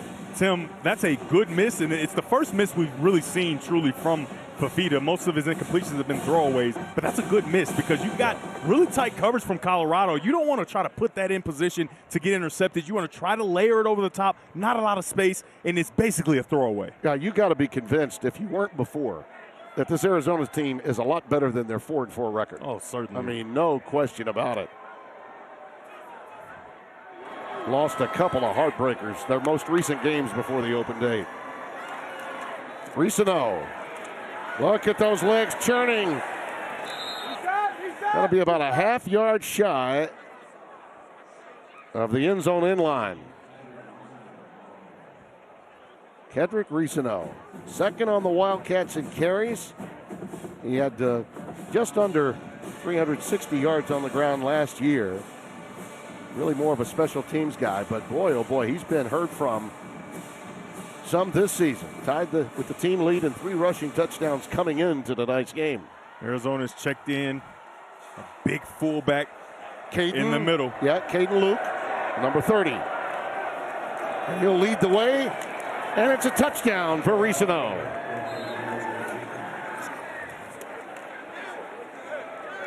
Caden came in to block, but there was no one there to block.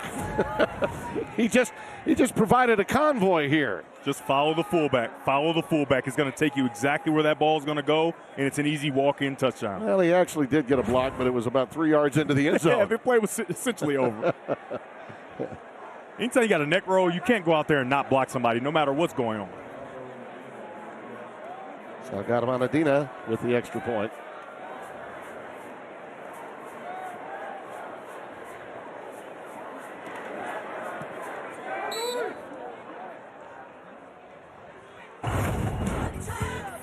To get into the college football playoff. They could, and Braden Locke is now in the game and comes from Wisconsin, and I think he did a really nice job. I think it's a mistake for them to lose him. Yeah, without a doubt. I think that they could really use him right now in Madison, but I like his talent. I like his poise. He was thrown into many games against Wisconsin and played well, and it's a really good get for Arizona moving forward. Yeah, he played 9 starts a year ago, or back in 23, I should mention, in Wisconsin. Took over the starting job when Tyler Van Dyke, now at SMU, tore his ACL in the Badgers' 3rd game. And boy, we've seen Wisconsin, and yes, they could use him. Yeah. Without question. Quincy Craig remains the setback.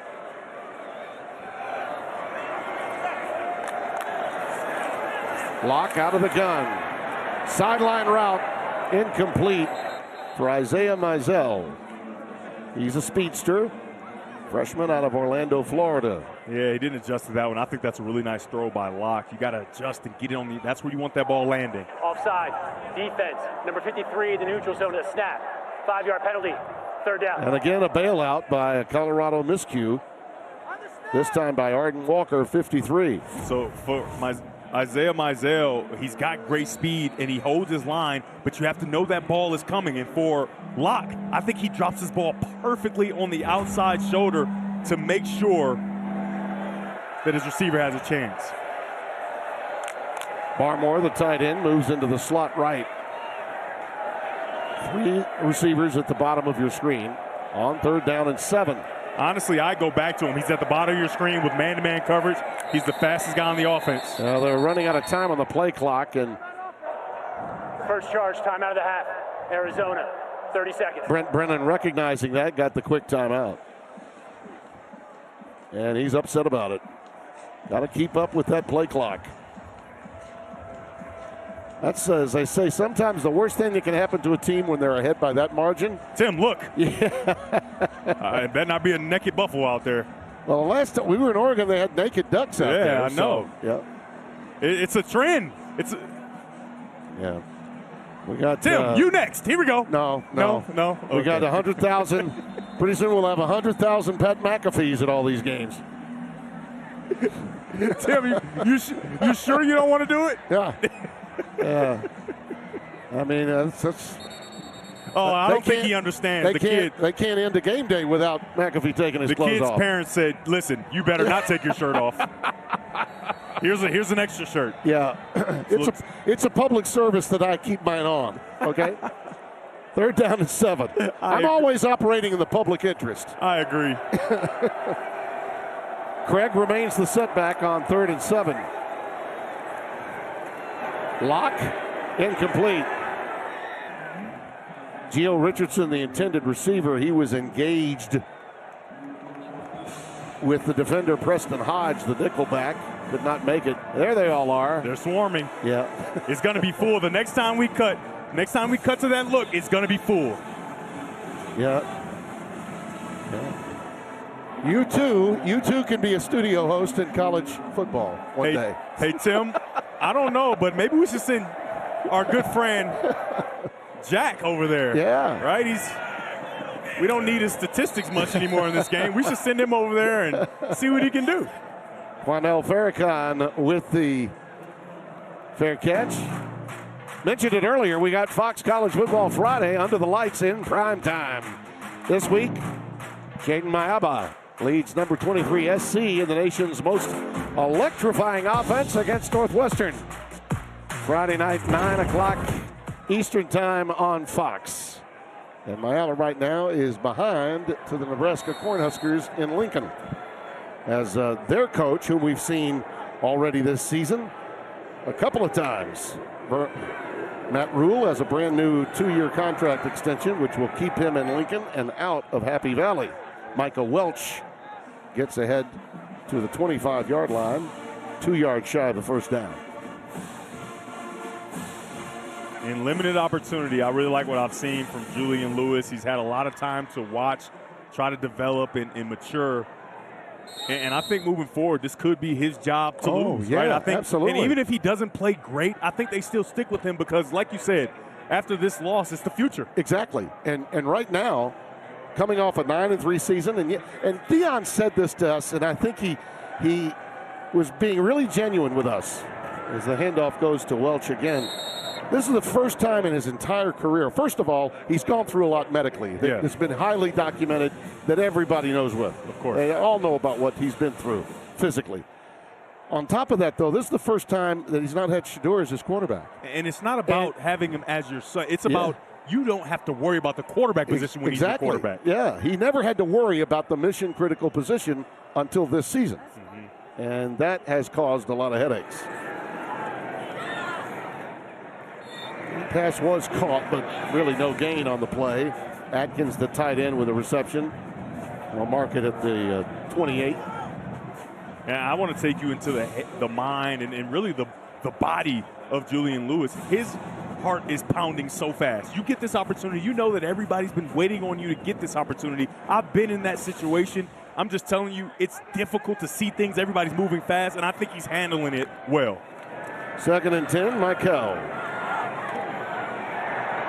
Shoestring tackle made after a healthy gain. Dalton Johnson had that big pick a little earlier in the game with the tackle after a gain of 8. 3rd down and 2. So far, 3 for 4, 61 yards for Juju. One thing I'll tell you about our friend Deion Sanders. He understands how to keep people excited about what's going on, even if he's struggling with a season that's potentially going to have him at 3-6 after tonight. Mikel for the first down up to the 40-yard line. You want to keep the fans involved, and listen, these Buffaloes have gone through some really good times in the last 15 months. But now they're staring at a season that might leave them out of the postseason, out of the bowl season at all. So this young man can give them some high hopes for the future. Oh, nice catch. Up, it's on the ground, it's fumbled, picked up by Arizona, and going the other way inside the 5-yard line, Genesis Smith. Wow. Well, we've seen a lot of that, and it was after a really good catch by Sincere Brown. And then he got popped and the ball came free. Yeah, I mean, he just can't do it. Your young quarterback, he's trying to get his feet wet. He gives you a perfect throw on the outside shoulder. You should turn outside with that ball on the outside shoulder. He turns inside, and another punch gets that ball out. Javion Cole, number 8, knocked it out of there. We saw Colorado do it earlier, and now Arizona gets their try at the Peanut Tillman punch. Yeah. By the way, Peanut Tillman went into the Louisiana Sports Hall of Fame in 2020. Who's also in there? He was in my class, actually. Oh, look at that. He was. TVB, I didn't know you were a Hall of Famer. Really? You didn't get the I sent notes to everybody. You know what, actually, I think I did. I did get that note. I'm sorry, yeah. Wesley Yarborough has come in at running back. They're going to run an I formation. And the big guy, Caden Luke, is in there to block. Nothing doing this time, though. I mean, he just hit the deck there. Locke just went down. Okay, Tim. We talked about this. As you can see, that the guard is going to step on his foot. Right. And it's on him. He has to make sure he gets out of there. Yeah. He goes forward as he takes the snap. But, Tim, we talked about this. And because this is going to be a short drive here, 2nd down, You said you would do this for me and for the fans at home. What's that? You should call this game, the rest of this drive, as Howard Cosell. Oh, please. I mean, you said you would. You said you would. Young Wesley Yarborough is the running back. Young man from Houston, Texas. There he goes. And he's down after a meager gain to about the 4. That is it. It has been an act of futility defensively tonight. Win in the red zone for the Buffaloes. Now, Howard, I've really enjoyed listening to you call this drive. I did give Ray Lewis and Dion my best version. Oh, it was good. Yesterday. Gave him a little halftime highlights, Howard. See, he never called play-by-play in football. He never did that. So you're doing it as him, and he has never even done it. Outstanding. You're telling you're being very truculent. Truculent, that's right. Wide open touchdown. Gio Richardson brings it in. And I'm just telling you, Tim, this true freshman, if truculent is good, he is that. And a flag down. Why am I not shocked? Looks like it's coming back. Holding. Offense number 77. 10-yard penalty. 3rd down. Michael Wooten. Yeah, he does the old snatch him to the ground. I hate when offensive linemen do this. It's clearly holding. I don't know when this trend started, but you can see he's going to get engaged, and then he's going to pull him down to the ground. It's clearly holding. He pleads his case with the referee. I don't know when that trend started. You started to see in those passing camps where the offensive linemen would go, they would start doing that to try to embarrass kids, and it's a terrible habit to have because it's clearly holding. Quincy Craig checks back in. They go tricks to the bottom of your screen, and they flare it out to Craig, and he just runs out of terrain as Colorado strung it out. Preston Hodge, the nickelback, who's really played pretty well for the Buffaloes. There have been some individual performances that have been solid tonight. Now, Timmy B, you're just being truculent. I didn't know you could do Howard that way. I like Howard Cosell. That's my guy. Dion gave us all a lesson as to why Howard was so popular. He's my guy because we love Muhammad Ali. Yeah, absolutely. And he was good with Muhammad Ali, so he's good with me. Well, there'll never be another one, that's for sure. Oh, no.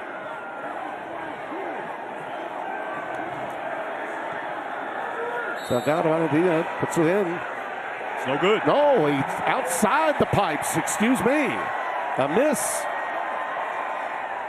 And the crowd goes wild, especially the people that are naked from the waist up. Oh, yeah, that's the distraction, I think, man. They're up there. They started spinning those shirts really fast, and I think the kicker might have got a bit distracted.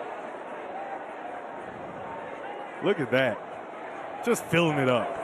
Everybody left in the stadium matriculating their way over to that section. Honestly, at this stage, with 1:38 left in the third, we need them. Tim, I don't know, man. I think you should. I think you should go just give it a shot. Or maybe Josh. Josh R. Sims, are you down there anywhere? You know, we gave him an opportunity. We did. We gave him an opportunity to run with Ralphie. He said no. The late Adrian Karsten did that 25 years ago. It was a hard pass for Josh. It was a hard pass. Mentally, to go along with the physical attributes, I don't think there's any question that he's the future, and he might be the future sooner than people think after tonight. Of course. 11-yard pickup and another first down. Cornelius Warren, the third young man out of Fort Worth, Texas, with that carry. Like we talked about, Julian Lewis has played some really good football in his past. He was rated very high for a reason. 11,000 passing yards in just 3 years of high school football. That's incredible. And Warren again ahead to the 45-yard line. Stopped by Reginald Hughes. Reginald Hughes has been banged up and made his way here after being with Rich Rod at Jacksonville State, and also spent time at Ole Miss after making his way into the major college institutions from Mississippi Community College. A lot of stories from those opportunities at Last Chance U. 2nd and 4. Look at this. Boy, he will not go down on the first crack, will he? Warren ahead. Going to be about 1.5 yards shy of the first down. And, Tim, we've given a lot of credit to Noah Fafita, as he deserves, for his improvement as a quarterback this season, running, throwing the football. But I think a lot of credit goes to offensive coordinator Seth Doege as well. I mean, he comes in and he said he wasn't really coordinator that ran his quarterback. But when he had Braylon Braxton at Marshall, he said, I just absolutely have to because he's such a talented runner. And he comes in and it's an offseason conversation with Noah Fafita. He says, listen, at some points when we can't get a run game, I would love to use you in the run game. And Noah Fafita was all about it. And you've seen his efforts paying huge dividends because his play is exceptional for the Wildcats. Looks like we're going to have a timeout taken by Arizona. Second charge, timeout of the half. Arizona, 30-second timeout. Media timeout.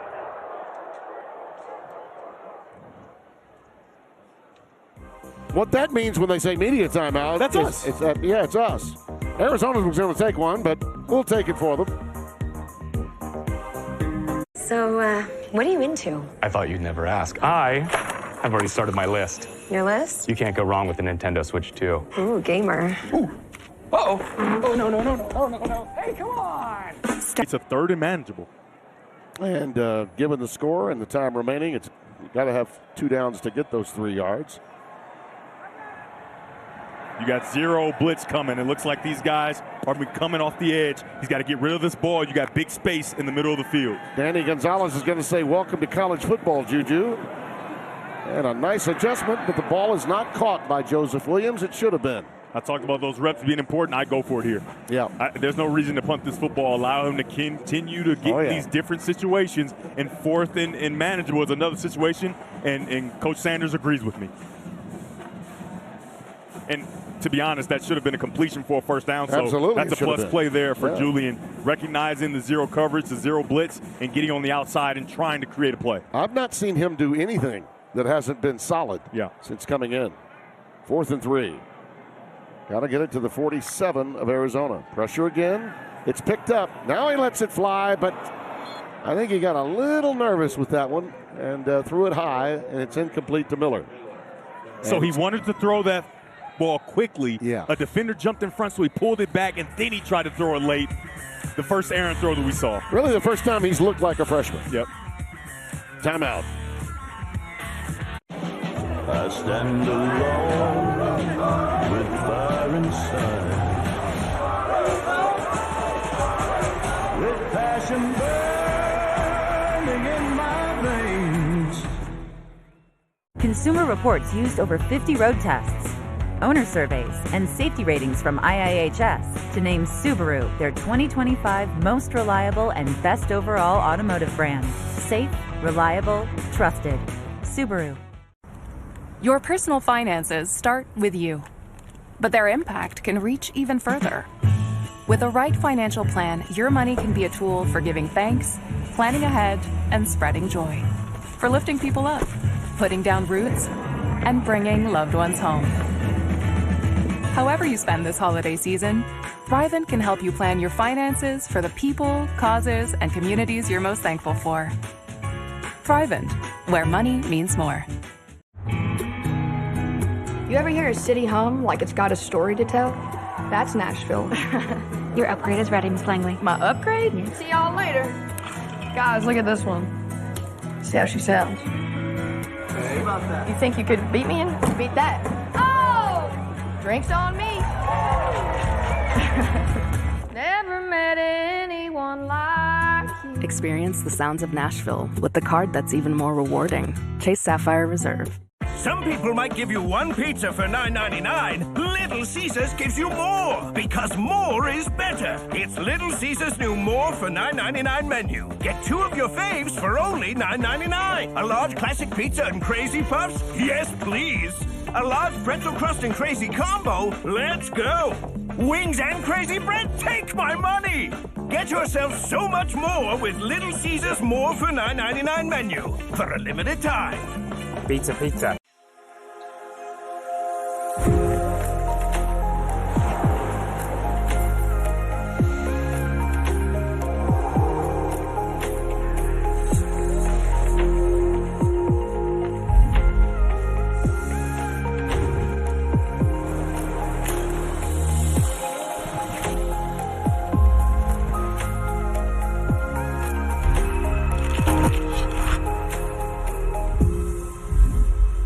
You've earned this, so hold it up high. This isn't just a restoration.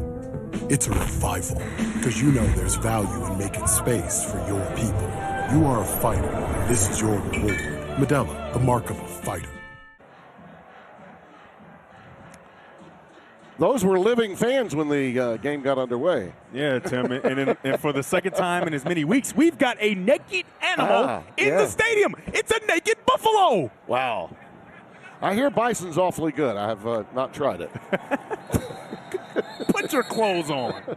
We've got a false start here. It's a family network. False start. Offense. Number 30. 5-yard penalty. Still first down. Boy, there are a couple of words that you hate to hear in college football a number of times in a single game, and that is false start. False starts are a buzzkill every time. Yeah, it's a self-inflicted wound, and nothing the defense did caused it. You know, those are avoidable penalties. Warren in the backfield, and he'll tote it to the 45. This Arizona team, you think about it, last year we saw them, I think it was maybe week 3 of the season against Kansas State, lost the game. They were considered a ranked team, a team that would have a really good year. Well, it fell off. It did not work for them. And they lose T-Mac, who's now in the NFL. But Fafita has, without question, gotten a lot out of coming back and playing with this team and being the leader of the team. And after tonight, you know, they could be a major factor the rest of this month. And Tim, I just got to give you some stats. And I know people saw the game a week ago or not 2 weeks ago, last time Fafita was out. 24 of 26. That's 92%, 269 yards, 2 touchdowns, no interceptions. It's hard to do that on air. And with that, 9 different receivers caught a pass. 9 different pass catchers, whether it's a running back, tight end, wide receiver. He spread the ball all around. That's the development we're talking about. It's so impressive to watch a guy come back, say he's going to improve, then improve. And like I said, a lot of credit also goes to offensive coordinator Seth Doege helping him. But I'm just so impressed with Noah Fafita and what we saw today. I don't know that I've ever seen that line on a quarterback. That pass incomplete.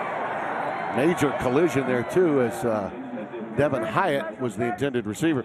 I don't know that I've ever seen that stat line on a quarterback, and he lost the game. Man, so impressed. 2 incompletions, and it's not like he only threw 5 or 6 passes, right? He was airing it out. 26 passes, and he only had 2 incompletions. I think they might try to get that for I don't know if they're going to stop it, but in the interest of he's defenseless, and that is head or neck forcible contact. That's definitely targeting. I guess they're not going to stop it, though. In the interest of allowing us to get home before we fall backwards, I think they're going to just let that one go. They just did it. Oh, boy. It's my fault, and I'm sorry. I'm sorry. You jinxed us. I apologize, but it is targeting. The previous play is under further review for targeting. I mean, I'm sorry, Tim. We've got to do our job. I know the game's out of hand. I know we want to go home, but we have got to do our job. The people expect it. I'm nothing if not energetic all the way through. Of course. And so you see that after the drop, it's going to be a defenseless receiver, and then it's forcible contact to the head or neck area. And I think that's to the letter of what targeting is and how they've defined it. I think that's exactly what it is there, and it's unfortunate. Now, here's the bad part. Bayard is a really good defender in an already crippled secondary for defensive coordinator Robert Livingston. And this, of course, would carry over into the first half of their next game against Kansas. I don't think there's any question about this. Steve Strimling is with us back in the studio, and I'm sure he'll share a similar opinion to Devin Gardner. Steve? Yeah. I think what they're looking at is at the end, he does drop his head. He's leading with the head. It looks like he makes forcible contact to the head or neck area, and he's attacking it. That's what replay is going to have to look at in all aspects. It didn't totally jump out, but I think when you go through the process, that's what you're going to end up with. And back in Tim's day, that's an ear hole shot, and it is perfectly legal. But in today's football, they want to get that out. Yeah, that clip would be used for one of our opens to a college football game. Oh, yeah. Yeah. And by the way, if you ever look at old clips of studio shows like the NFL Today or when we originated College Game Day, we'd run these plays all the time. That's football. That's football right there. And now, of course, all the plays that you saw then would be illegal now.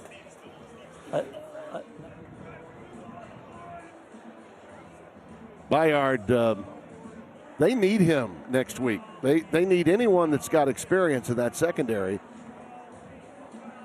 And if he is guilty of the targeting, and that's our old friend Warren Sapp talking to him right there. Enjoyed talking to him before the game. After further review, there was a personal foul, targeting, number 7 of the defense.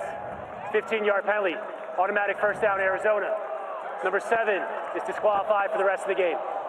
And, Tim, though he's disqualified and it's a penalty, you love to see the fight and continuing to play hard. He wasn't being malicious. It's just the rules, right? It's just the letter of the law. But I love to see an attacking safety continue to play hard down by so many points. And I'm sure that Coach Sanders is not upset with him, right? He's upset that he has to come out and he'll be out for the first half of the next game. But I think he loves that he's continuing to fight for his team. Robert Livingston's upset that he won't have him for the first half. Of course. Next week. The defensive coordinator. Yarborough gets ahead, keeps the legs churning, gets ahead for 2. By the way, we were talking about Warren Sapp a moment ago. He had the stocking hat on. Before the game, we saw him, and I turned to him because I've known him as long as I've known Dion, and I said, "You look like Mr. T." He's got the mohawk. He's got the mohawk. And not goodness. like the faded new style mohawk. No. He's got the skin on the side of the head mohawk. He does. Second down and 7.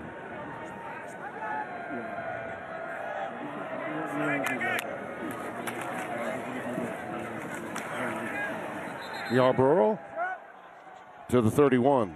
All right, Tim, I got a question for you, trivia question. This is a Devin Gardner trivia question. All right. What number Rocky movie was Mr. T featured in? Oh, I think I know that one pretty good. Clubber Lang? Clubber Lang? Oh, don't try to get anything out of me. Which one? Clubber Lang was in 3. Okay, I'm just making sure. Clubber Lang was in 3. I feel like you might got a little help from your right-hand man over here on your left, but I don't know. No, he was in 3. I know all the Rocky movies. Oh, yeah. Oh, yeah. Loved it. Yo, Adrian. I was just wondering if you wouldn't mind marrying me much. How about that to ask someone to marry you? Yeah. By the way, the Hulkster, may he rest in peace. Hulk Hogan was in that motion picture, too, you might recall. Parks was over there defensively. Yeah, and if Mizell was the intended receiver. If Parks doesn't have that club on his hand, that's probably an interception. Yeah. He was right there, Johnny on the spot in a position to make the play, but when you have one of your hands wrapped up, it makes it increasingly difficult to make catches.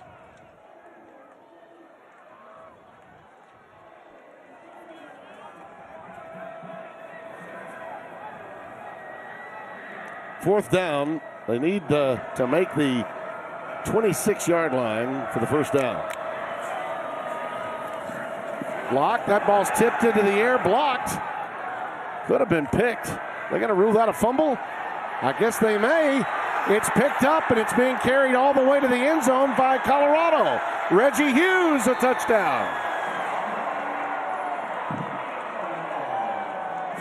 Well, this is going to be one of those we'll debate. Was the arm moving forward? Was the ball in a throwing motion? Yep. Does he have control of the ball with his arm moving forward? That arm is nope. The flick of the wrist, they may say that flick of the wrist maybe did have it, but for me, that's a fumble, right? He did not try to throw that football. He may get the benefit of the doubt, but when that hand stopped because of another hand hitting it, I think that's no control, and I think that should be a touchdown for the Buffaloes. Keaton Wade, 27, is the guy that got to him, hit that arm. Again, I'm with you. As much as the score is so lopsided, you just love to see guys continuing to fight. They are not laying down, and you expect that from a Deion Sanders coach team. Yeah, and that's a 56-yard return, at least for now. Of a fumble is under further review. Yeah, I think this could go either way, but in my estimation, I think that should be a fumble, but they could switch it. Well, as mentioned earlier, Reginald Hughes has been around for a while. Played for Rich Rod at Jacksonville State most recently, before Rich Rod took the job at West Virginia. All right, again, by rule. Yeah, I think he loses control right when his hand is hit. When his forearm gets hit, he loses control, and then his hand starts to go forward. So that's a clear fumble in my opinion. But how about big number 50, Hughes, grabbing that ball off the turf and taking it to the end zone? That's a great moment for him. Youngster out of Tunica, Mississippi.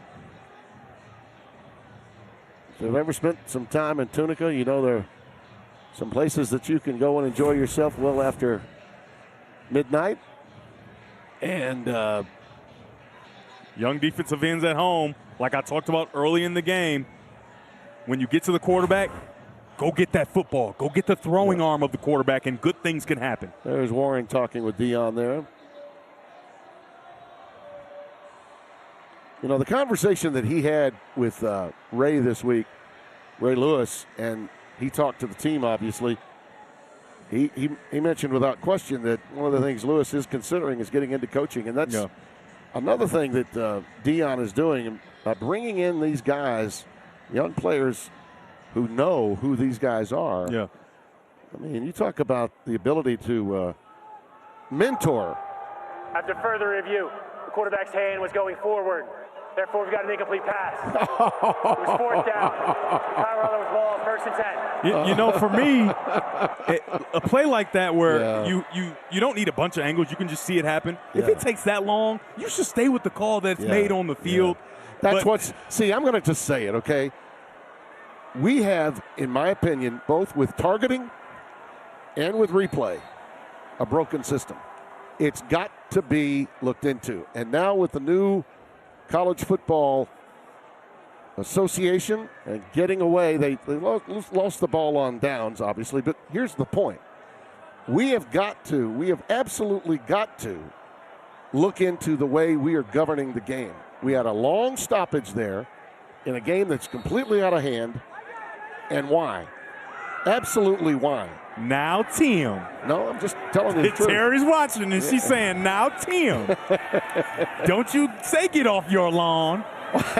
Wide receiver screen to Miller out of the backfield.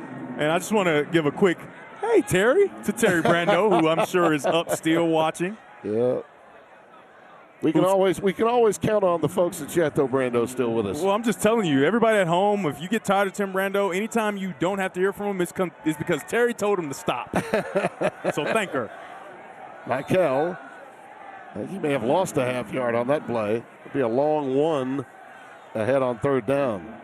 But I'm not the only guy saying this. With the future of college football where it is and all the changes that we've gone through, one of the major things that has to happen is we need football people making football rules. And they need to be uniform and universal. 3rd down, a yard to go. Now, Tim, I'm a little bit disappointed in you as Colorado tries to pick up this first down. You would expect they'll go for it, but I'm a little bit disappointed in you. And then there's going to be an extra penalty, so they'll probably punt it away. More time for us to talk. But I want to. I'm a little disappointed in you because this game's out of hand, and we're getting close to the end of the year. The playoff committee, they're picking the teams next week, and I haven't heard the words pure playoff privilege from you one time. I haven't heard it. You will. I'm a little disappointed. Who are you? I don't even know who you are anymore. I really don't. Well, I am a little bit kinder, gentler, yours truly, now that I'm with you. Mm-hmm. I tend to defer to 98 a little bit more as time goes on. I'm keeping you nice, but it's still in there, though. It's in there. Get me into about the 2nd or 3rd week of the playoff standings. Over. Personal foul. Unnecessary roughness, number 52 of the defense. Offense. 15-yard penalty. 4th down. Yeah, just a bad penalty. Just extracurricular after the play. I mean, you've had all game to fight, and when the play's over, it's not the time to do it. Yeah, a lot of frustration. I get all that. I do. See, what happens, to your point about the playoff, is they have these stupid Tuesday shows where they have to give the standings every week. We don't need to know until it's time to pick the 12 teams. True. You know, this isn't the NCAA basketball tournament committee. But, Tim, it's good TV, isn't it? Oh, yeah. I feel for those guys. I feel for Reese Davis having to do that show. Wysong is back deep. Graves to put it into the air, and Wysong will take a fair catch. Well, we're going to get bailed out with some scores from Jake Jolivet and company. West Virginia, big win for Rich Rod today. Rich Rod! And by the way, Houston lost a magnificent coach very tragically this past week. They went through a lot, Willie Fritz's team. Baylor with a big win over UCF. Dave Aranda was beginning to hear some chirping from fans. So a nice one for him. Lance Leipold and the Jayhawks get past Oklahoma State. Texas Tech again answers the bell against the team that you might have thought would be a spoiler at home in Manhattan. And how about that win for Kenny Dillingham, who, by the way, after the game said he's giving his team the whole week off after what all they've been through, the loss of Levitt, the emotional ups and downs of their season. Just after the game, he said, you know what, let's let these guys get away from the game for a little while. Yeah. In this conference, the Big 12 just continues to be the most competitive conference. And I'm going to even go this far and say in all sport. Yeah. I mean, anybody on any given Saturday or Friday can win these football games. Yeah. And it's so impressive to see how competitive it is. Now, with the playoff committee coming and all that, you sometimes fall short because of the competitiveness of the league. But I think you should be rewarded for such a competitive league. Agreed. By the way, Cincinnati and Utah are just getting started. That's a very important game for the conference. Ball's out. Ball's out, and it is it Reggie again? Yes, it is. Reginald Hughes is on top of it. And the Buffaloes have it again. You wouldn't know the score is 52-14 if you watch number 50 right now. Of course not. And like I talked about, this team continues to play hard. It will be so easy for Colorado, this defense, the offense, to just shut it down, let these running backs just run free. But you can see the fight continuing for the Colorado Buffaloes. And as much as Deion is disappointed in the way that this game has gone, I can tell you that's something that he can be proud of. Yeah. And 50, Hughes, he continues to find a way to get the football. Stottmeyer knocked it away. Number 23 for the Buffaloes defense. Play fake. Juju Lewis makes the adjustment. That throw is caught at the 25-yard line by Miller. It's pretty clear Omarion Miller is number 10's favorite target since he's come into the game. A gain of 11. And I think it's really smart because he's really talented. He talked to Randy Moss earlier in the season. Josh R. Sims let us know that. And obviously he's not Randy Moss, but he has a lot of those same tools, length, speed, the ability to go up top and catch the football. So it's a good favorite target to have if you're Julian Lewis. Out of the shotgun. Good blitz pickup. That pass incomplete. Was it intercepted? Yes, on a tip drill. It is picked by Michael Dansby. But, Tim, is going to be a hold. The reason the ball was errant is because it was thrown with anticipation. The defensive back held the wide receiver, and so even though he held him, he still was able to get hands on the football. So, again, that's a really nice throw by Julian Lewis. Defense number 23, 10-yard penalty, automatic first down. Yeah, it was Gavin Hunter, 23, that... This is going to be a really nice throw. You can watch right in the middle of your screen there, a nice route there, and he pulls them. That ball's already halfway there, and so the timing is messed up because of the hold. So good thing they took that interception off the board because you don't want Julian Lewis coming out of this game with an interception that's not his fault. Yeah, take the interception off. 8 of 16, 104 yards and a touchdown now. Miller remains the setback. And he'll tote it right here. He gets down inside the 10.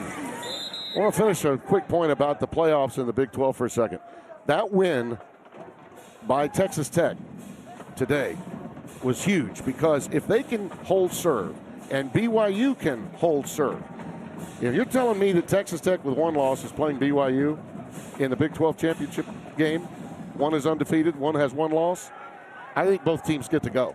Your chance at getting two teams out of this league is through BYU and BYU and Texas Tech holding serve. Miller, nothing there. Well defended. Big fellas that are getting some extra playing time. That's Zach Zalapua, defensive lineman, making the play. He does a nice job just getting across the face of the center, and he's unevaded to the runner to get him to the ground. A little deeper into that depth chart here. Going. Way deep in those names. I don't envy you, Tim. Well, did you say the name? I'm just going to say he. Right after you say the name. Well, I did my best. He's a very fine Polynesian young man. That's well down on the depth chart at this stage. Miller, the intended receiver. And it's fourth down. You agree with my point about Texas Tech and BYU, potentially? Absolutely. I think that they've proved this season, especially BYU, that they are a force to be reckoned with. And so should they be punished if they lose in the Big 12 championship? I don't think so. And for a Texas Tech, they've proven that up front they can play with anybody in the country, especially defensively. And so when you have that, and they have that record where if they win the Big 12 championship or not, they only have 2 losses. I just don't think you can keep them out, but we've seen crazier things. They're going to give Alejandro Mata a chance for a 31-yard field goal here on 4th down. And he gets it through. Yeah, well, if BYU keeps winning and Bear Bachmeier keeps on toting and getting the job done. Let's talk about, he's a true freshman. Oh, my gosh. I mean, his resolve, his ability to just have courage in the face of adversity. And in the game against Arizona, he didn't play perfect, right? He made some mistakes, and he just didn't flinch. It's unbelievable to see a true freshman with that kind of poise and resolve. And if you're wondering why Deion wanted to kick that field goal, he wants to give Alejandro Mata some confidence, make him feel like, you know what, we're going to need you down the road. We need you to get your confidence back. So here's an opportunity for you to put 3 points on the board. Bear Bachmeier wears the number 47. Okay, and you can identify with that, having worn the number 98. I just don't understand why a guy will wear such a weird number at quarterback. This guy, Bachmeier, man, I just don't get it. Yeah. Obviously, I'm being facetious. The old number 98 for me. You watch him and you go, are there any dynamic, startling, physical? And you go, not really. The guy is he's just a gamer. He's just an absolute gamer. And I'm sorry, but the national media has been in witness. They've had BYU in witness protection for way too long. Oh, yeah. I mean, way too long. They go onside. Ball is loose. There's a chance. But it does appear that Arizona got on top of it. Quincy Craig, 24 on top. Year that he was a year away. Last year he showed real flashes of ability to just create with his legs, dynamic as a runner. I think in one game I called him Vanilla Vic, right? I mean, he showed great poise, and you had to take that next step as a passer. He was a great thrower, but as a passer, he had to take that next step, and I think he's done that, and you're seeing the results of hard work over the offseason. I'm really impressed with his development. Since you said that, I'm going to ask you a question, totally random, but we talk about 98 all the time. I expect that from you. We talk about 98 all the time. Now, I know that it was out of love and respect for the incredible, talented Tom Harmon. Yes. The greatest of his time. Of course. And, of course, the father Michigan's first Heisman of Mark Trophy Harmon. winner. It was a first Heisman Trophy winner. And all-around great human. Absolutely. Yeah. All right, but what I don't think a lot of people know is why you chose to go to that number. Why was it you that went to 98? Well, could have been a lot of other people. I'm going to just be completely honest, Tim.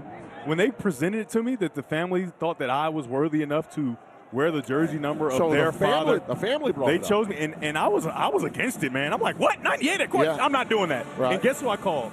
I called Denard Robinson, and I said, man, you won't believe what they're trying to get me to do. And he said, what?